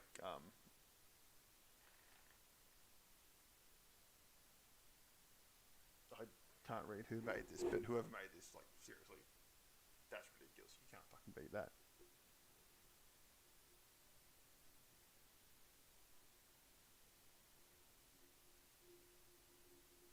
Alright. Well, let's try and punch the shit out of it. The worst it can do is 4 damage to everyone, 3 damage to everyone, 3 damage. I can only do that once. Other times I'm going to do 2 max. So let's just go all the fuck out. Rolf is he's gonna spend 4. And he's going to attempt to do feed. And we want an 8 here to get 5 damage. We get a 3, so it does 3 damage, which removes 3 armor. He's going to attempt to heal. Gets a 5, which is 1 heal. Heal guard. We're going to spend 4 on heal guard. That's a double attack. Bag of tricks. Gets a 6, which is 3 damage. And he heals 1. Then it does another attack, which he gets a 6 again, which is another 3 damage, which removes all the armor, and heals 1. Alright, we go over to the obelisk. It's going to attack Hillguard. And it's going to perform attack number 4. So on a 4 or higher, it does damage. 2 does not do damage. He does not heal, so we go back to our heroes. So, we're on our heroes now. We attempted to do our big attacks last time. Let's go back to Hildegard because he's got the most health. So, let's go 3. He's going to spend 3, which is a swift strap. So, we're looking for a 3 or higher. We get a 3, which is 3 damage. With the shield symbol. And the shield symbol gives us an armor point. I don't know if we can go above our max at the moment. I'm going to say we can. Sure. Why the fuck not? He's going to attempt to heal because he needs some hit points. So 4 or above. He gets a 7, which gives him 2 back. We're going to go to Ralph. Ralph's got plenty of harm points, so he can spend the health points. He's going to spend 2 to do a slice. So 3 or higher. We get a 4. So 4 does 3 damage to the obelisk. We're going to attempt to heal, so 4 or higher. Gets a 4, so we get 1 back to Ralph. Alright, who is the obelisk going to hit? Number 1, which is Hildegard. And it's going to do attack number 2, which is Reverb, looking for a 3 or higher. Gets a 6 on Reverb, which is 1 damage. With the B, which is Intimidate, 1 round ally. Intimidate is force a number 1 action on the next turn. Okay, so Hildegard must do the number 1 action, which is a thing forest. So, fuck it, we might as well go Hildegard. He's going to do the number 1 action, so he's going to spend 1 health. He's looking for a 4 or higher. Gets a 1, doesn't do it. He's going to attempt to heal. Gets a 7, so he gets 2 health back. Puts him at 5. All good. Alright, we're going over to Ralph now. Ralph's got 2 health left, so he can't really afford to do anything. He's not going to take enough damage, so we're going to spend 1 at least to do Prune. So we're looking for a 4 or higher. Gets a 3, does not do anything. Looking for a heal here, 4 or higher. Gets a 1, he does not heal. Not good at all. The obelisk has 4 health left, and we've got 2 rounds to kill it. We're pretty good here if we can get a good hit with both guys next round. Okay, who's the obelisk aiming at? Obelisk is aiming at Rolf with attack 1. So we've used 1, 2, and 4. So 3 is left. So on the 1, we're looking for a 3 or higher. Gets a 4, so that does 1 damage, removes 1 armor. Over to our heroes. We might as well go with Rolf first because he can't do jack squat. So he's going to do shovel, looking for a 5 or higher. Gets an 8, so that is 1 damage. He's going to attempt to heal. Gets a 6, which is, he gets 1 health back. Over to Hildegard. Hildegard, we've got 5 health left, so we're going to do the big boy. We're going to do 4. So Bag of Tricks is a double attack, looking for 3 or higher. We get a 1. Come on, we need at least a 3 here. We get a 4, so that is 2 damage. Not enough to kill it. Attempting to heal. Gets a 5, we heal 1. Over to Dickweed, he gets a 3. On a 3, we're looking for a 3 or higher. He gets a 1, he does not attack. So, reveal card 51, that's card 51. If the obelisk is not defeated before it runs out of action, So we play the fourth action card, so reveal card 57. Oh, it's upside down. I thought I destroyed the obelisk. I thought the chumps there.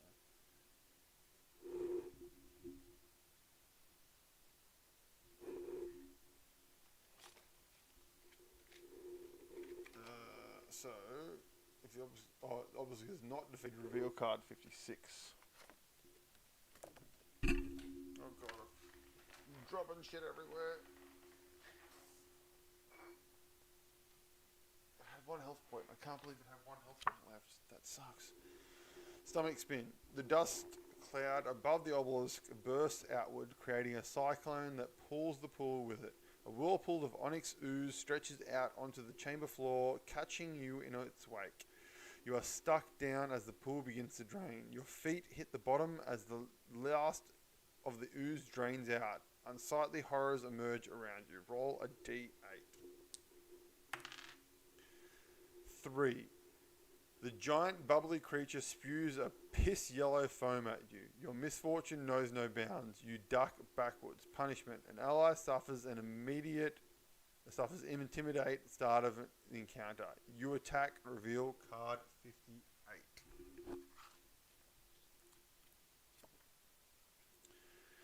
It's a giant fish. I've fought this thing before. 4, 5. 4, 5. Has 10 armor. And 10 health. Let's get our characters back up. So we got 5, 6 plus 1 for 7. And it gets 4, 3 plus 1 for armor. 4 plus 1 for armor. 5 plus 1 health. Okay, so we got our characters back to where they should be. Okay, so it's got 10 and 10. So let's, oh god damn it. Let's start this shit off where we started our last round off. And nice and strong. So we're going to spend this big boy hardcore. We're going to spend 3 to do snapper. Looking for a 3 or higher. We get a 7. Snapper 7 is 5 damage. So we remove half its armor in one swift punch. Let's heal this bad boy. We get a 4. That's 1 back. Not horrible. We're going to go over to Hillguard. Hillguard's going to spend... he's going to spend 4. Bag of tricks. Double attack. Looking for 3 or higher. First one's a 6. That's 3 damage. Takes 3 armor off. And he gets a health back. The second attack is a 1. Misses. He's going to attempt to heal. On a 2. It misses.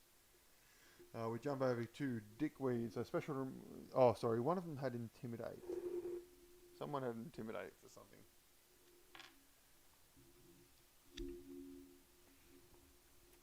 Punishment. An ally suffers Intimidate. Intimidate was... Force and action 1. Okay. Okay, so he would have had Intimidate. Force and action 1, so 4 to 5. So he would have done... On a 7 would have been 2 damage instead of 3 damage, so he would get 1 back. And he will get 2 health back. So he gets to... so we go over to Idiot here. Remove all 4 to 5 action cards. 1, 2, 3, 4, 6, 5.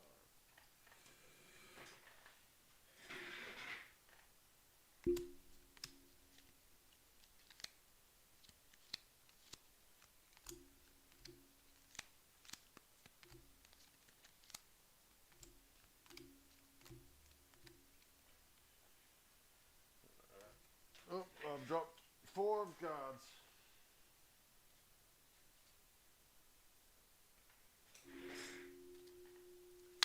Shuffle, shuffle, shuffle, shuffle, shuffle, shuffle, shuffle. Spill the cards and then put them back in and shuffle, shuffle, shuffle.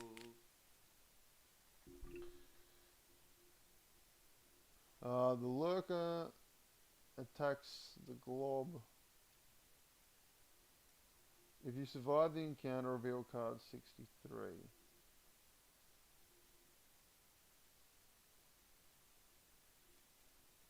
Sure, okay. Who's it going to attack? Number 1. It performs attack 1, so on a 2 or higher, on a 7, it does 2 damage. Okay, it's going to attempt to heal on a 5 plus. Gets an 8, hasn't done any damage yet. Alright, so we've got full health, and we've got a shit ton of health over here, so he's going to spend 4, puts him down to 2 armor. He's going to do Swifty Straps. He's going to spend 3 to do Swifty Straps, so on a 3 or higher, we're looking for damage here. 1 is not enough. We're looking for a 4 to 6 to heal. 3 does not heal. Okay, Ralph has 4 health we can spend. Or 4 would kill him. So we're just going to spend 2 to do Slice. So we're looking for 3 or higher. 1, it does not get it. He's going to attempt to heal. On a 4, he gets 1 back. So we do no damage that round. Okay, Dickweed is going to attack Hilgard. It's going to perform attack 2, which is Phlegm on a 2 or higher. So it gets a 5 for Phlegm, which is 1 damage, and does an A, which is Spawn 1 Glob, card 59 to 61.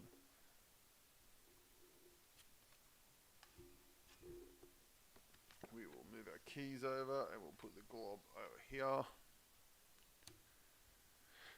When spawned, a glob does not attack until the following turn. Globs do not use action cards. A glob turn consists of 1 permanent preemptive spurt. If all 3 globs are in play and a 4th spawns, discard all globs and reveal card 62. If you survive the encounter, reveal card 63. You can lure a glob away with a bucket of fish chum. If so, discard 1 glob and the bucket of fish chum. We don't have the bucket of fish chum. So the glob has 7 health.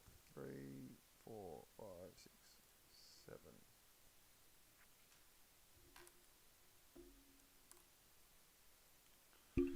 Alright, we're back to our heroes' turns. We're not going well this round.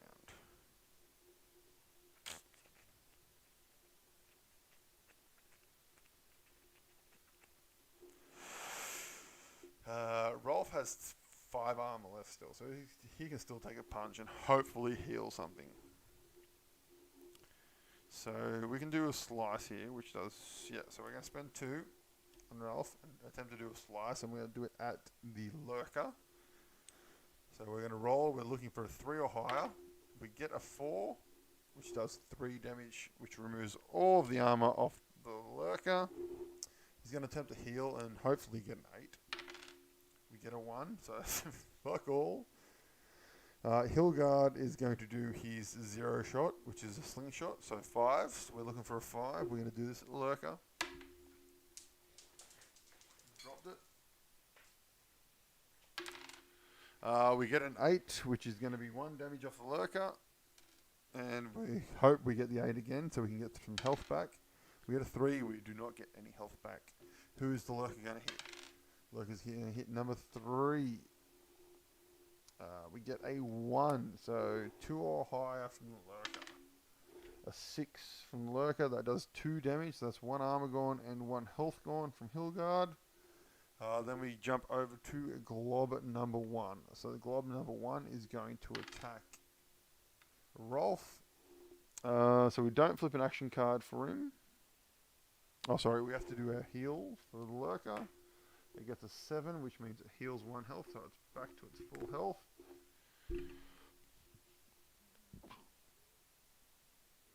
The glob's turn consists of 1 preemptive spurt.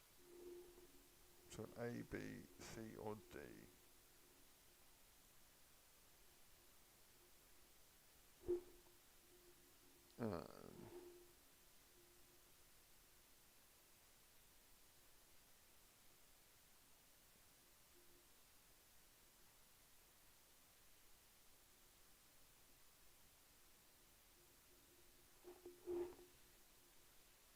When spawns not living globs do not use action cards. The glob turn consists of one preemptive squirt. So it does an A. Oh, so we have to roll. What does it do? A 5. It does a B, which is Wretch Ally. 2 damage. So it does 2 damage to him.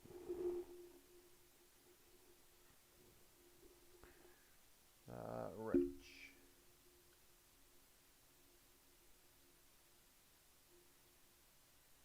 Wretch is not a thing. There's a thing, so it just does 2 damage, yep. Okay, so we're back to our heroes, who are pretty much fucking dead. Rest to get them health back. Hilgard's gonna rest, which is gonna give Hilgard a health back. We're gonna get a Ralph. Ralph's got 3 armor, so he's pretty good. So we're gonna do Shovel, which is 5 to 8. So we're gonna do that at the Lurker. Gets a 6, so that is 1 damage to the Lurker. Then we're going to attempt to heal, and if we get this, we're going to give it to ourselves. We get a 5, so that's going to be 1 health back to ourselves. Over to the Lurker, gets a 1, so we're looking for a 2 or higher. It gets a 6. Oh, so 6 is going to be to him. This is the attack. 4 does 1 damage. So remove an armor here. Over to the glob. It does a 7, which is a C. So Wretch Lurker, 2 damage. So it does 2 damage to the Lurker.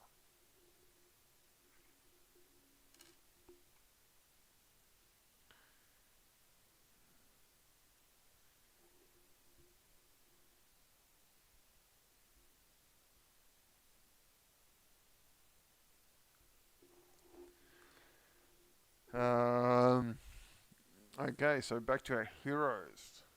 So what's our Lurker got? It's got 7 left.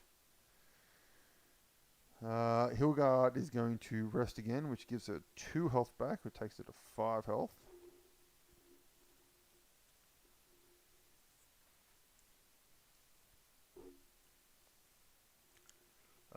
Ralph is got 2 health, so Ralph is going to attempt to do Shovel again. So we're looking for a 5 or higher. Gets an 8, so that's going to be 1 damage to the Lurker.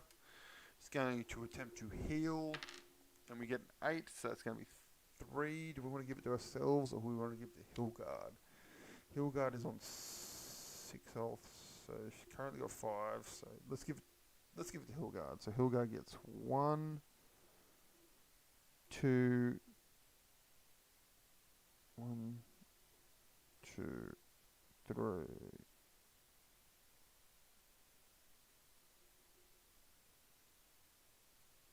think that's how that works.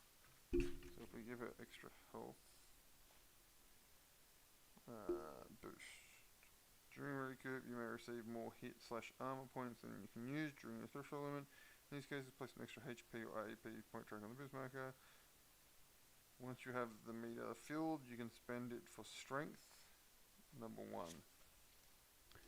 So strength for 1 round, strength for 1, +1 to an action roll if you have double, and +1 class roll. Okay, so that was Hilgard. She rested. Hilgard attacked, so we go over to Dickhead. Dickhead is going to attack Hilgard. Does the number 2 attack. Does a 2, which is a B. Lurker attacks Glob 1 damage. That's 1 damage to the Glob. The Glob now rolls. It gets a 7, and the 7 is Wretched. Lurker does 2 damage to the Lurker. This is very nice. They're attacking each other. Fucking perfect. Okay, so back to our heroes. Okay. Hilgard's got plenty of health now. So Hilgard, she's going to do Bombs Away. Or he. I think it's a he. We're going to do Hilgard. Bombs Away. So we're looking for a 4 or higher. So a 7 or higher will kill the Lurker here. 7 it is, does 4 damage, and kills the lurker.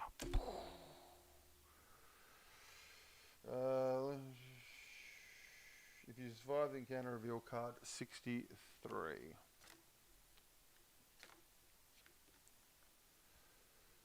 Barbs and Blubber. Increase ally armor point by 1. Okay, so let's give our guys our hit points back. So that's 6, 7, 3 normal armor plus 2. So 5, 6, 4 normal armor plus 2. Blubber, fish guts, and goo go everywhere. You do your best to shake off the gore when you notice something is inside one of the translucent globs. Roll a d8. 1. You slowly attempt to cut inside its elastic skin, but your blade just slides around and stretches the membrane. You decide not to pursue it anymore. Reveal card 64. God damn it, I think I've seen Down the Drain before. I've seen this guy before. The only way out is the drain in the center of this mess. You peer down, it's dark. You can see about 5 feet of vertical tunnel. The passage looks narrow enough to shimmy down. What do? Go down the drain into the dark. Reveal card 66. Toss the bag of blood down the drain if you have it. Discard. Drop the coin. I don't have any of those things, so I have to go down the drain, so we have to reveal card 66. I'm pretty sure I've been this way before, and I lost. Solid ground. You're able to slip down the drain without incident. You brush yourself off and take refuge in the shadows. The area looks clear of danger. It's warm, borderline hot, sweat beads off your forehead and migrates to your eyebrows. You wipe the salt from your stinging eyes and survey your new surroundings. There is a long hallway that stretches off into the distance. You can see a pinhole of light at the far end. Your choices are limited. Either back up the drain or head down the hallway. So you head down the hallway. If you had dropped a coin down the drain, it's lost. Reveal card 67. Hall of the Endless. You focus your attention on the light at the far end of the tunnel. Your pace quickens, but it's impossible to tell if you're moving any closer. It almost feels as if you're walking in place. With each step, your vision blurs. You stumble forwards and collapse to the ground. It's an unforgiving surface, and your body throbs from the collision. You roll over and lie on your back. The warmth of the rock floor reaches through your tattered clothes and soothes your aching muscles. After a few deep breaths, your mind begins to drift. And then we have 3 choices here. I think I see something. I see nothing. My mind won't succumb to trickery and illusion. I will continue on. I see nothing. My mind won't succumb to trickery and illusion. I will continue to lie here and attempt to clear my head.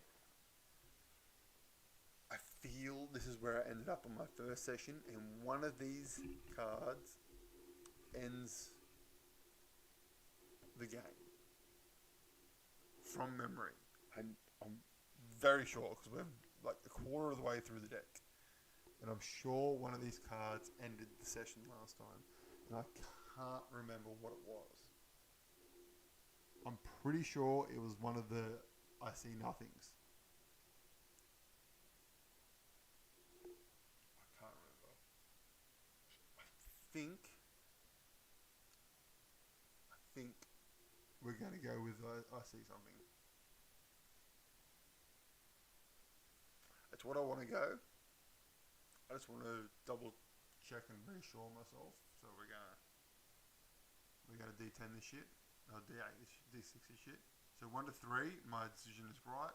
4 to 6, I've got to find another way to decide whether I'm right or wrong.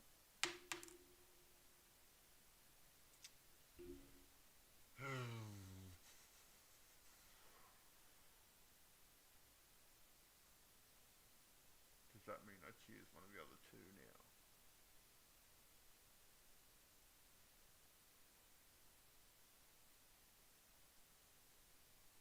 I'm sure one of them is wrong.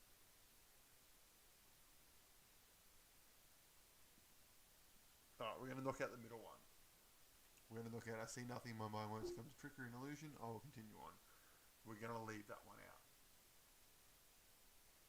So we're going to say I think I see something, 1 to 3. I see nothing, my mind won't succumb to trickery and illusion. I'll continue to lie here and attempt to clear my head.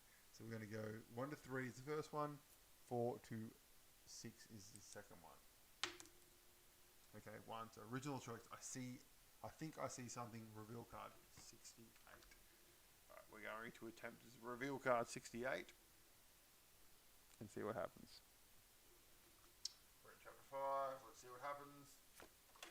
I completely just threw that card. Exciting. The Voyage. A hazy vision. I haven't seen this card before. A hazy vision comes into focus. You see a crowded landscape filled with the populace of another world. It's the world of the underdwellers. At the center sits the spire, held in place by spectral arms. Suddenly, the spire shrieks to life. The arms drop to the sides, releasing the twisted monolith. Plumes of dust fill the atmosphere as the spire burrows downwards. The vision fades. Reveal card 69.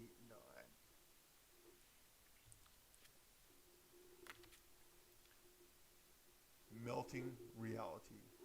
You manage to get up and force yourself to continue. Sure. The increasing heat makes it difficult to breathe. Your lungs whistle as you pull in another breath. Dehydration is causing your muscles to spasm. With each labored breath, you grip on reality lessons. The walls twist and fold in on themselves, and your feet melt into the floor. Again, your mind begins to drift. I've literally just seen a thing twist, seen a drill, and now I'm losing my shit again in the same hallway. Sure. You fight control. I see something more. I will let this vision take me. I see nothing. My mind won't be ensnared by this cursed place. I'm going mad. I need to rest. I see something. Let's just go with it. I see something. Let's go with it. Number 70. I don't know if this is going to be right or not. Oh. Mutinous meetings. You watch as a stately underdweller in garnished robes is quickly surrounded by others of its kind. No words are spoken between them. Just empty stares. In a flurry of quick thrusts, they stab him. His body drops in a bloodied heap as his attackers disperse in silence. Suddenly your mind breaks free and you are flung back to reality. That pinhole of light once way out of reach now appears close. You climb to your feet. Reveal card 72. That's it. Always just roll with the shit, guys. Just roll with the shit. Before we reveal card 72, we gotta have a drink. This is the first to the bottom. Gotta have a drink.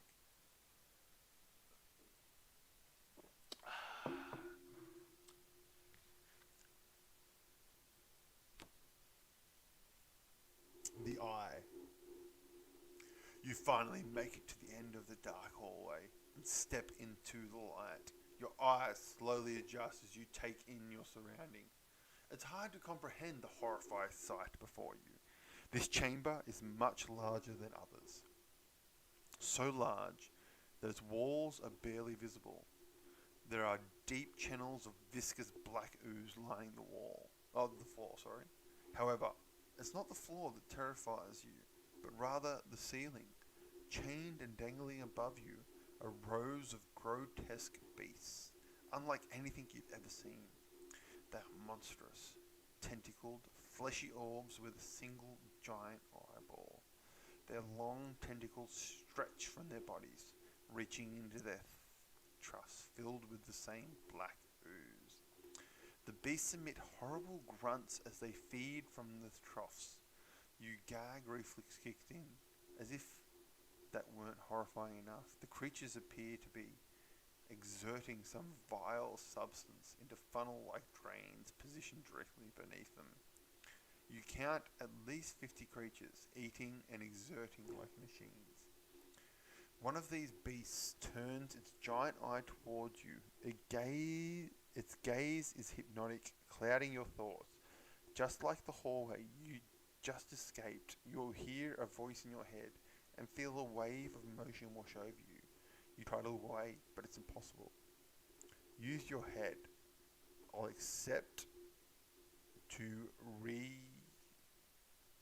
reciprocate this communication with aggression, or I attempt to reciprocate this communication with compassion. So we either want to punch this dickhead in the face, or we want to love his face. Fate's treated us well so far, so let's fate the shit up. So 1 to 3, 4 to 6. We're going to love the shit out of this giant eye. So we're going to go to card 74.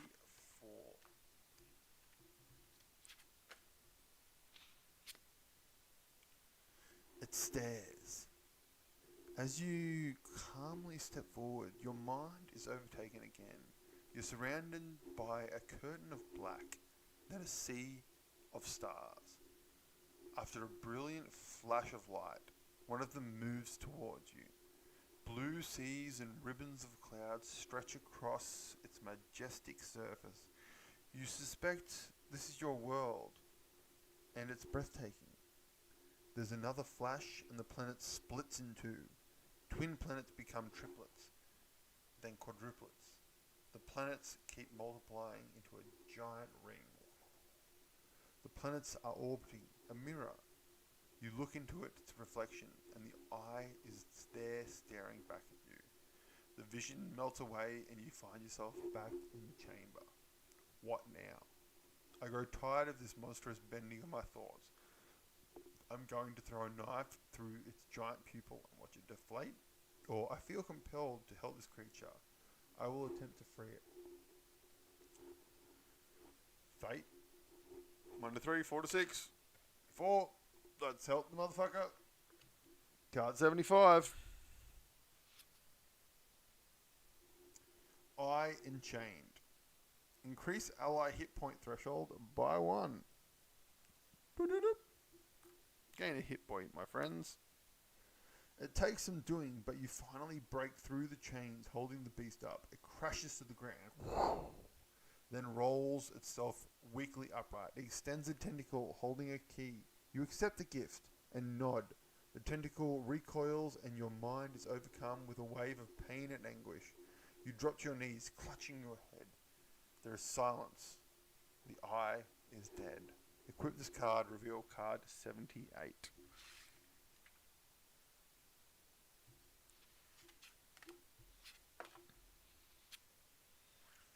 Three-way.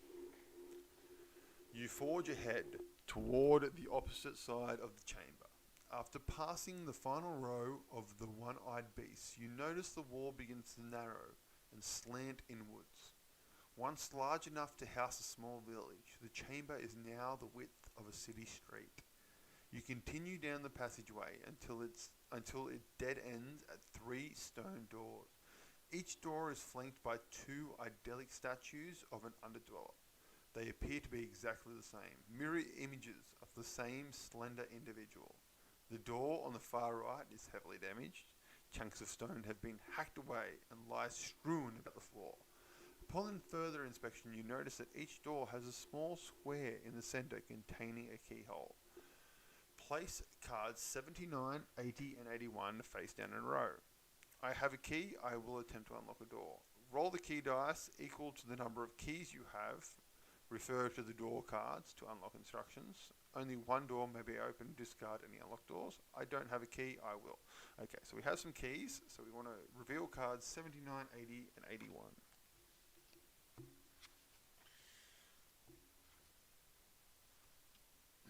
Okay, so we have 3 keys here we can potentially roll. So we have 3 keys. So we can roll 3 key dice.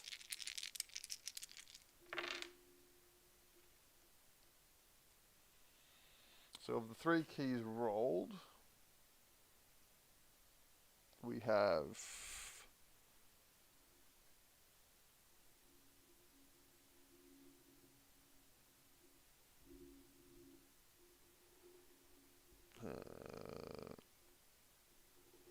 So we've got 3 dots, so we can enter this one. That's on that one. That's on that one. That's on that one, so we can enter any of them. Okay, well, fate has been pretty good to us so far. So 1, 2, 3, 4, 5, 6. We can enter any of them. So middle one it is.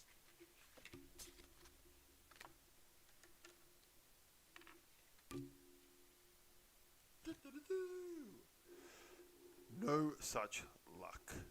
Beyond the door is a foyer with a large mirror in the center.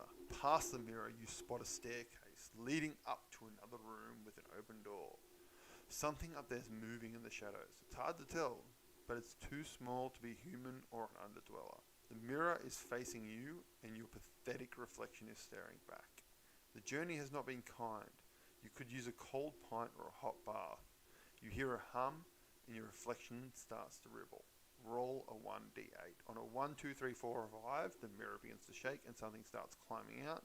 There's a small mirror you hadn't seen before appears beside you. On a 6, 7, 8, the mirror begins to shake and something starts climbing out. Either way, I think we're going to be fucked here. We get a 3. So punishment. An ally suffers stun 1 start of encounter. Ally, so Rolf encounters stun or 1. Stun with stun. Stun is a red action.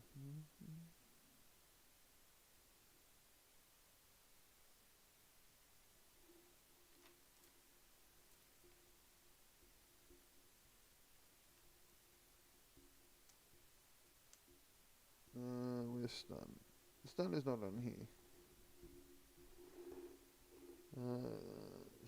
Stun 1. No actions the next turn. You still perform recoup. Okay, so he gets recoup for no action. So we have to. You attack, pull cards 106, 107, and 108. If you defeat the Mirror Man, pull card 100, then reveal card 91. So we have to reveal card 106, 107, and 108.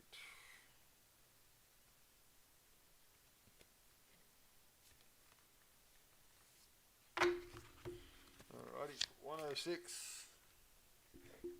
The Mirror Man. The Mirror Man raises his arms and cubes appear above both his obstructed palms. Any keys or dusters you have in your possession fling towards the Mirror Man and disappear into the mirror's red swirling surface. Discard all keys and dusters. All my keys are gone. For this encounter, remove 2 of the 5 and 6 action cards.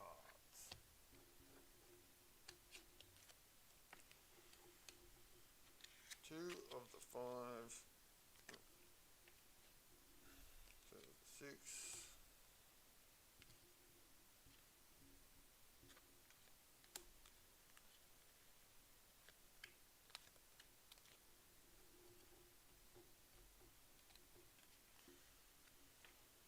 So we should have 20 cards left. Shuffle the remaining 20 action cards and arrange them as shown below. Action cards must all face the same direction. The action cards are the Mirror's Man's health. When they are all destroyed, he's been defeated. To do this, you must first find matching pairs. Okay. So, we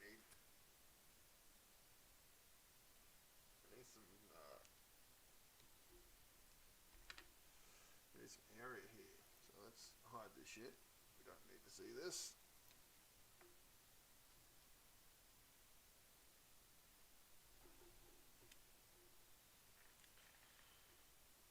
See this. There. Let's hide our baddies over there.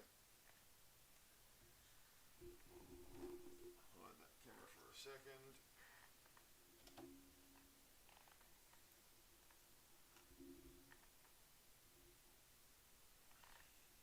Put our heroes here and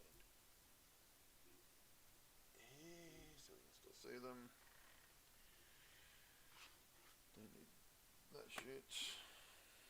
Don't need that. Oh, actually, we might need that one later. Okay, so we've got the Mirror Man. So he sits there like that. We get our cards. So we've got 6 at the top. There's the top.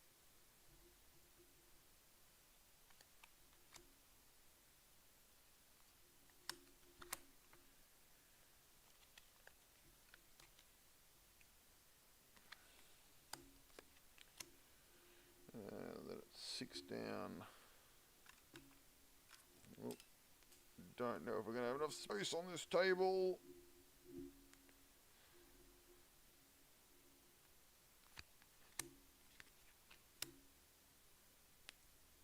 Oh, only just.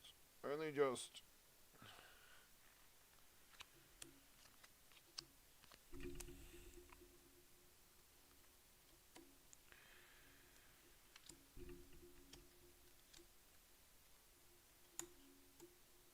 Okay, so we've arranged that like that. The action cards are the Mirror Man's health. When they are all destroyed, he's been defeated. To do this, you must find matching pairs. When it's the Mirror Man's turn, you must flip over 2 action cards of your choice. If they don't match, the highest number revealed is the damage inflicted on an ally, determined by a roll. Once the attack is complete, turn the action cards back over. If you reveal matching action cards, remove them immediately without assigning any damage. Then reveal another 2 action cards. If they match again, repeat those steps until they don't match. When attacking the Mirror Man, the goal is to break the action card by inflicting 4 damage. Place cubes on action cards to keep track of the damage. Once an action card is broken, you may reveal the card permanently. During the Mirror Man's attack, if either of the 2 action cards revealed matches the broken card, discard the pair and assign the damage from the remaining cards in the mirror.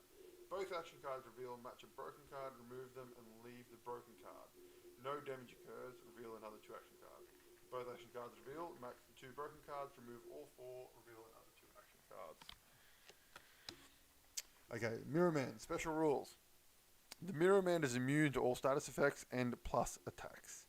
During the Mirror Man's turn, if an ally is resting, unrest is triggered. If you are only fighting the Mirror Man, desperation is triggered immediately when 6 unbroken action cards are left in play. Status effects, unrest, blah blah blah, desperation, roll 4 key. Roll 4 key dice. If any of the results are doubles, the remaining unbroken action cards are shuffled and reset. Place them in play. If you defeat the Mirror Man, return return to your last story card for further instructions, which is either card 79, 80, or 89. So 80. Okay, so let's punch Story Man in the face. So he doesn't get to perform an action, but he gets to do his rest action. So we will do Hillguard first. Hillguard, it's going to go all out and spend 4. We've got to do it. So Bag of Tricks, double attack, looking for 3 or higher, gets a 2, no. Second attack, gets a 1, no. Gonna heal, gets a 1, nope. Hillguard doesn't get to do an action, so we still have to do our rest. Gets a 4, she's gonna give health back to Hillguard. Over to the Mirror Man. So the Mirror Man, you must flip over 2 action cards. So we'll flip over this one, which is a 2. And we'll flip over this one, which is also a 2. So they match. If they do match, the highest number of damage inflicted on the ally determined by social roll. Once the attack is determined, if you reveal matching action cards, remove them immediately without assigning any damage. Then reveal another 2. Let's go. This one. Ooh, it's a 5. Come on, we need a 5 here. We need a 5. There aren't any other 5s. There's only 3 5s, so he's going to take 5 damage. It's going to go to 1, which will be Hillguard, so it's going to remove 4, 5 armor. Ooh, that hurt. That hurt a lot.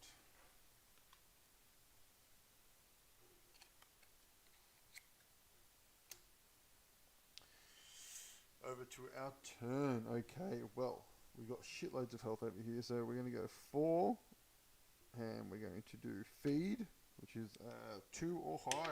So we get a 6 on feed, so that's going to be 6 damage. So, when attacking the Mirror Man, the goal is to break an action card by inflicting 4 damage. Place cubes on attacker to keep track of damage. Once the next is broken, you may reveal it. So we're going to do damage on, I know that one's 5.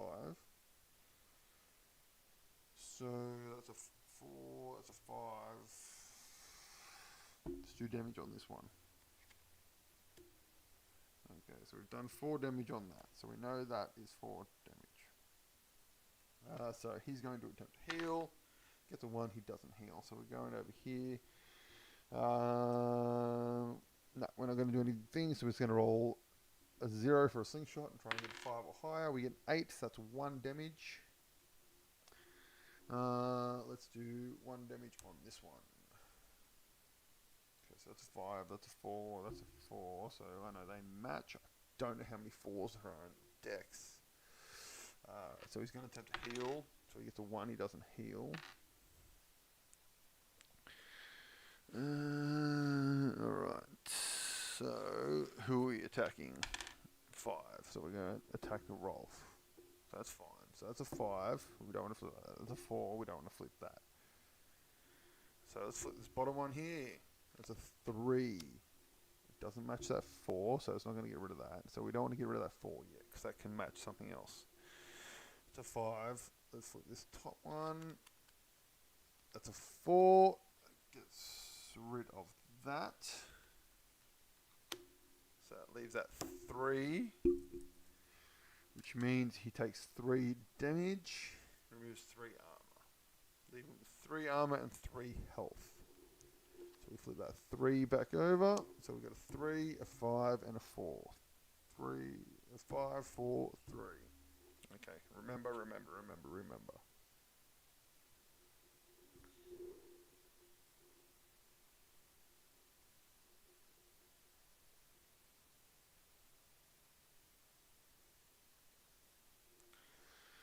Okay, so we got 5 health, 1 thing. We're going to spend 1 to do Feng. So on a 4 or higher, we get a 5, so that is 1 damage. So we'll put 1 on this. Going to attempt to heal. We get a 5, so we heal 1. Over here, we've got 3 and 3. So we're going to spend 1 for Prune. We get a 7, which is 2 damage. So we do 2 over here, which is enough to reveal this card, which is a 6. Perfect. That's exactly what we want, because there's no 6s coming out. But that means we won't take 6 damage. We're going to attempt to heal. 1 does not heal. Okay, so over to the Mirror Man. Alright, 3, 5, 4. That's a 6, so we don't have to worry about that. So let's flip this card. So that's a 2. We haven't experienced a 2 yet. Okay, so that's 3. That's a 5. That's a 4. Come on. You want a 2. That's a 5. Shit. Who's taking the damage?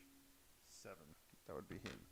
1, 2, 3. Gone. 5 health gone. That is Rolf dead. We have 1 ally left.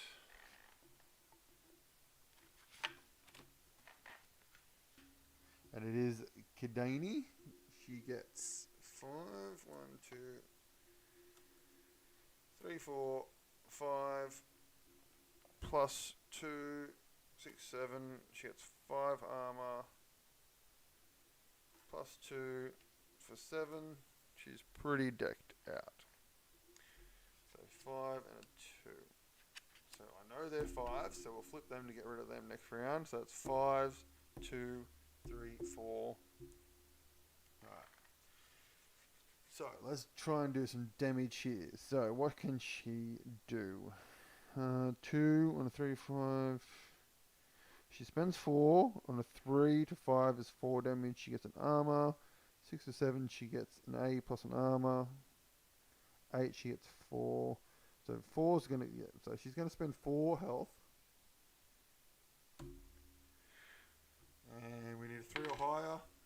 for fuck's sake, she gets a 2. I haven't been doing death moves. Alright, we'll do a death move on the last one. He died, so he gets encore 1 chosen target. On call, if an action misses, roll again. If you have double, only miss 1.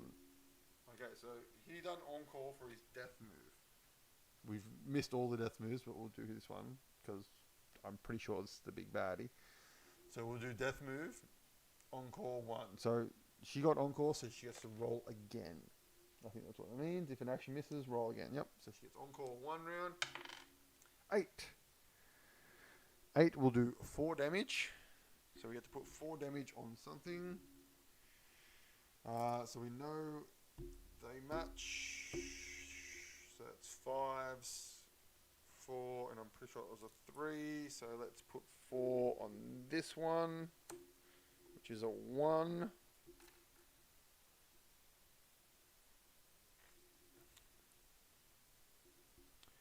And we get B, which is encourage for 2 rounds. Plus 1 attack if you have double highest on the highest roll. So we'll give him encourage for 2 rounds. And we get an armor. So now we go to Hillguard. Hillguard, we have encourage, so we get plus 1. We're going to... but if he dies... If we rest and rest, for each ally resting, roll 2 Gi dice. If any of the results are doubles, clear all rest allies. Alright, so he's going to rest, which means he gets an armor back, which puts him on 6. He's going to then attempt to heal. He gets an 8, so he heals 3, which means he gets 1, 2, and then we add 1 to our little bar up the top there. Then we go to his turn. So during the mirror man's turn, so we have to do unrest. So we have to roll. If doubles are rolled, we remove. Doubles are not rolled, so we don't clear any of the allies' abilities. So now we have to flip 2. Well, I know these 2 are the same, so we got 5 and we've got 5, so they get cleared. So we have to roll 2, flip 2 more. So what do we got here? That's a 1, so that clears that one. That's a 3. So let's flip this guy. That's a 6, so that clears that one. Alright, let's flip this far one. That's a 2, so we haven't flipped a 2. I don't think we flipped a 2. Was that a 2? That's a 3. I know that's a 3. Was that a 2? I can't remember. Let's flip this one, bottom one here. No, that's 3. Alright, so we take 3 damage. Who's taking it? 6. That will be her. So that's 3 damage. Remove 3 health. Alright, so that's a 2. That's a 3. That was... Is that a 4 or was that a 3? God, I can't remember. Too drunk for this memory game. Oh, God. Okay. Hillguard's got plenty of health. Plenty of health. He's going to spend 3 to do swift straps. We're looking for 3 or higher. Gets a 2. My God, how do you roll a 2 on a 3 or fucking higher? It's only 2 results that suck. He's going to attempt to heal. Gets a 5. That's 1 health back at least. Alright, Gidani's going to roll. She's going to drop 1. Looking for a 3 or higher. Gets an 8. That's good. She gets 2 damage. So we have to put 2 damage on something. We haven't flipped that one, so we'll put 2 damage on that one. And we get a shield back. Okay. Captain Dickhead's turn. I think that was a 3. That was a 3. So we'll flip this one. I'm pretty sure that was a 3. No, that was a 4. Shit. That was 3. So that's a 3, and that's a 3. Let's go this one. Hoping it's 4. Nope, that's a 3. So 4 damage is going to 1, 2, 3, 4. She was meant to have plus 2. We'll give her. She was meant to have encourage for the last 2 turns, so we'll give her plus 2 for this next round to make up for it. 3 and 4. Never going to remember this. She's going to attack, so she gets plus 2 to make up for that encourage. So let's go. 7, 8. So she gets 8. On a slingshot. So that's 1 damage. Put it on here. She's going to heal. 8. She gets 3 health back. She's going to go. She's got 2. She's just going to go shield thrust. So looking for 5 to 8. Gets a 5. So that's 1 damage. It puts our 4th one on this one up here. Alright, so that's a 1. She's going to heal. Gets a 4. So that's 1 back. Okay, so 1. So that was a 4. 3. 3, 3. Pretty sure that was a 3. So we're going to flip that. 3, 3. So they're gone. That's a 4. That's a 3. That was a... Is that a 3? Or was that a 3? That was a 3. I'm sure that was a 3. Fuck! 3 damage. Going to 8. That's alright. She's got plenty of armor. 1, 2, 3, 4, 5, 6, 7, 8. So we still got 8 left. So we're still good. Alright, over here we're going to spend 2 to do bombs away. So we're looking for 4 or higher. We get a 4, so that's going to be 1 damage. Oh, bombs away, so that's 3 damage. Sorry. 3 damage, Jesus. God, I can't remember what I've picked or not. I haven't picked that one, so let's put 3 on that. She's going to attempt to heal. 3, doesn't get the heal. Over here, we've got 3 health, 3 armor. She's going to spend 1 to do bowl rack bash. So we're looking for 3 or higher. Gets a 5. That's 1 damage, so we'll put the 1 on this one, which means we flip her over. And that is a 3, so I know that's a 3. So that saves us. She's going to attempt to heal. She gets a 4, so that gets a 1 back. Okay, so I know that's a 3. I don't think that's a 3. That's a 4. So we got to flip 2.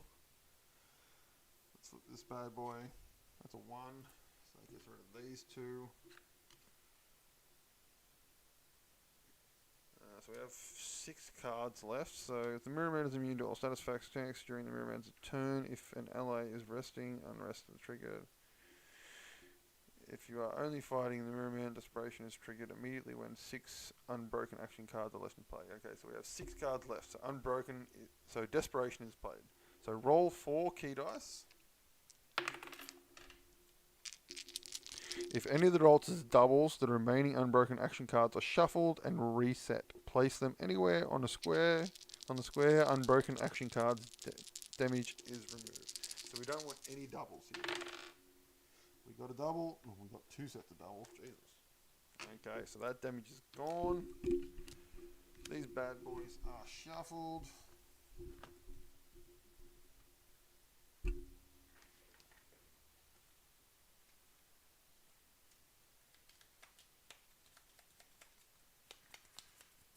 Shuffle, shuffle, shuffle, shuffle, shuffle, shuffle. 1, 2, 3, 4, 5, 6.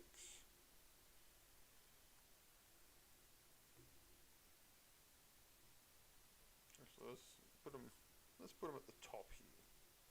So they're in a straight line, a bit harder to remember. Okay, so he gets his attack still. So he hasn't attacked yet. So let's flip this bad boy. So we've got 4. And... Oh, 4! Matching! 3. Come on, let's get another 3. We know we've got another 3 here. This one.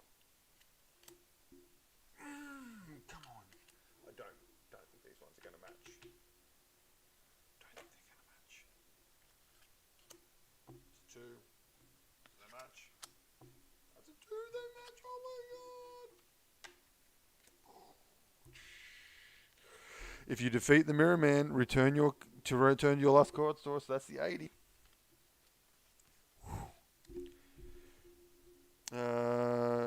If you defeat the Mirror Man, pull card 100, then reveal card 91. So we need to pull card 100, and then reveal card 91.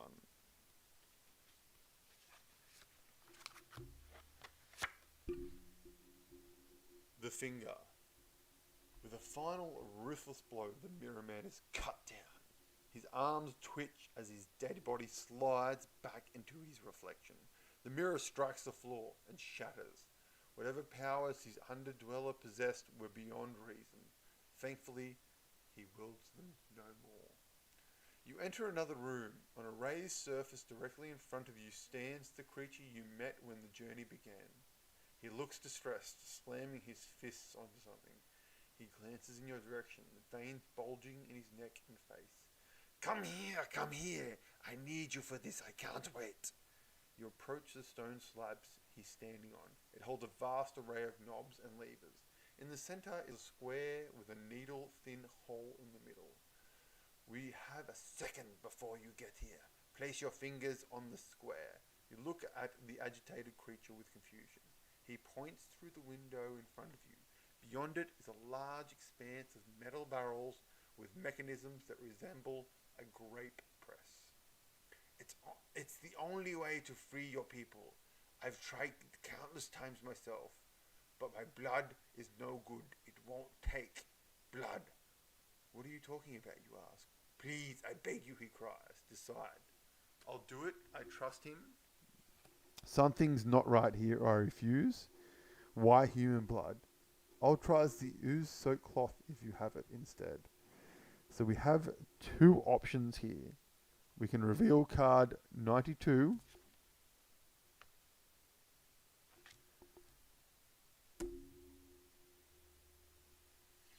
Or we can reveal card 93. So we can do it and trust him or not trust him. Oh, we've come so far. We've come so far. I don't know if we're meant to see this card or not. Pull card 100. So I'm guessing we do. We shattered it, so I'm guessing we get that card. I don't know what that means, but sure.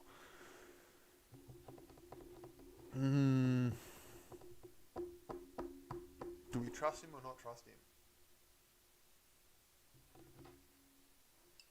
I'm leaning towards trusting.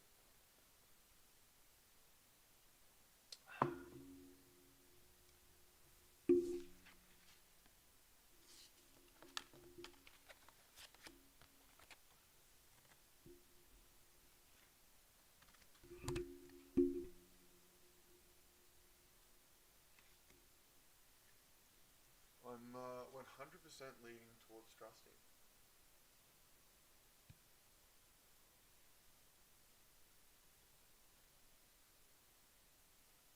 Should I trust him? That's the question.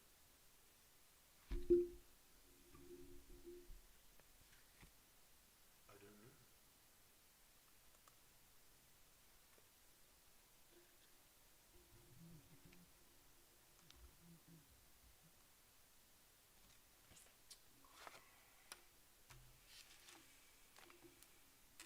I don't know if I should trust him or not.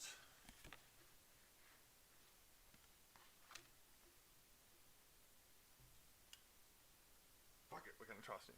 Pull card 92.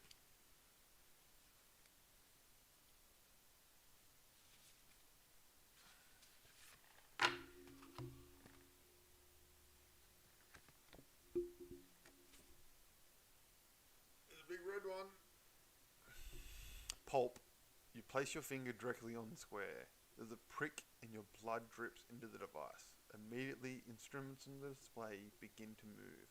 Accompanied by a chorus of high-pitched whistles, your little friend jumps up and down with excitement and relief. You've done it! And you have. The circular press comes to life above the barrel. The first press thrust downs, crushing whatever was inside. The rest of them follow in cinematic fashion. Then come the horrific screams. The blood in your head drains as you realize what you've done. A stream of crimson liquid and blood pulp flows from spigots of the metal barrels. Nausea, you fall from your knees in disbelief. I'm sorry, I wanted to help you. I really did, says the creature. But to save my people, I had to sacrifice yours. The spire's powered by blood, and it needs so much. It was the only way to get home. Your body trembles as the spire starts to spin slowly back into the earth. Ending 6.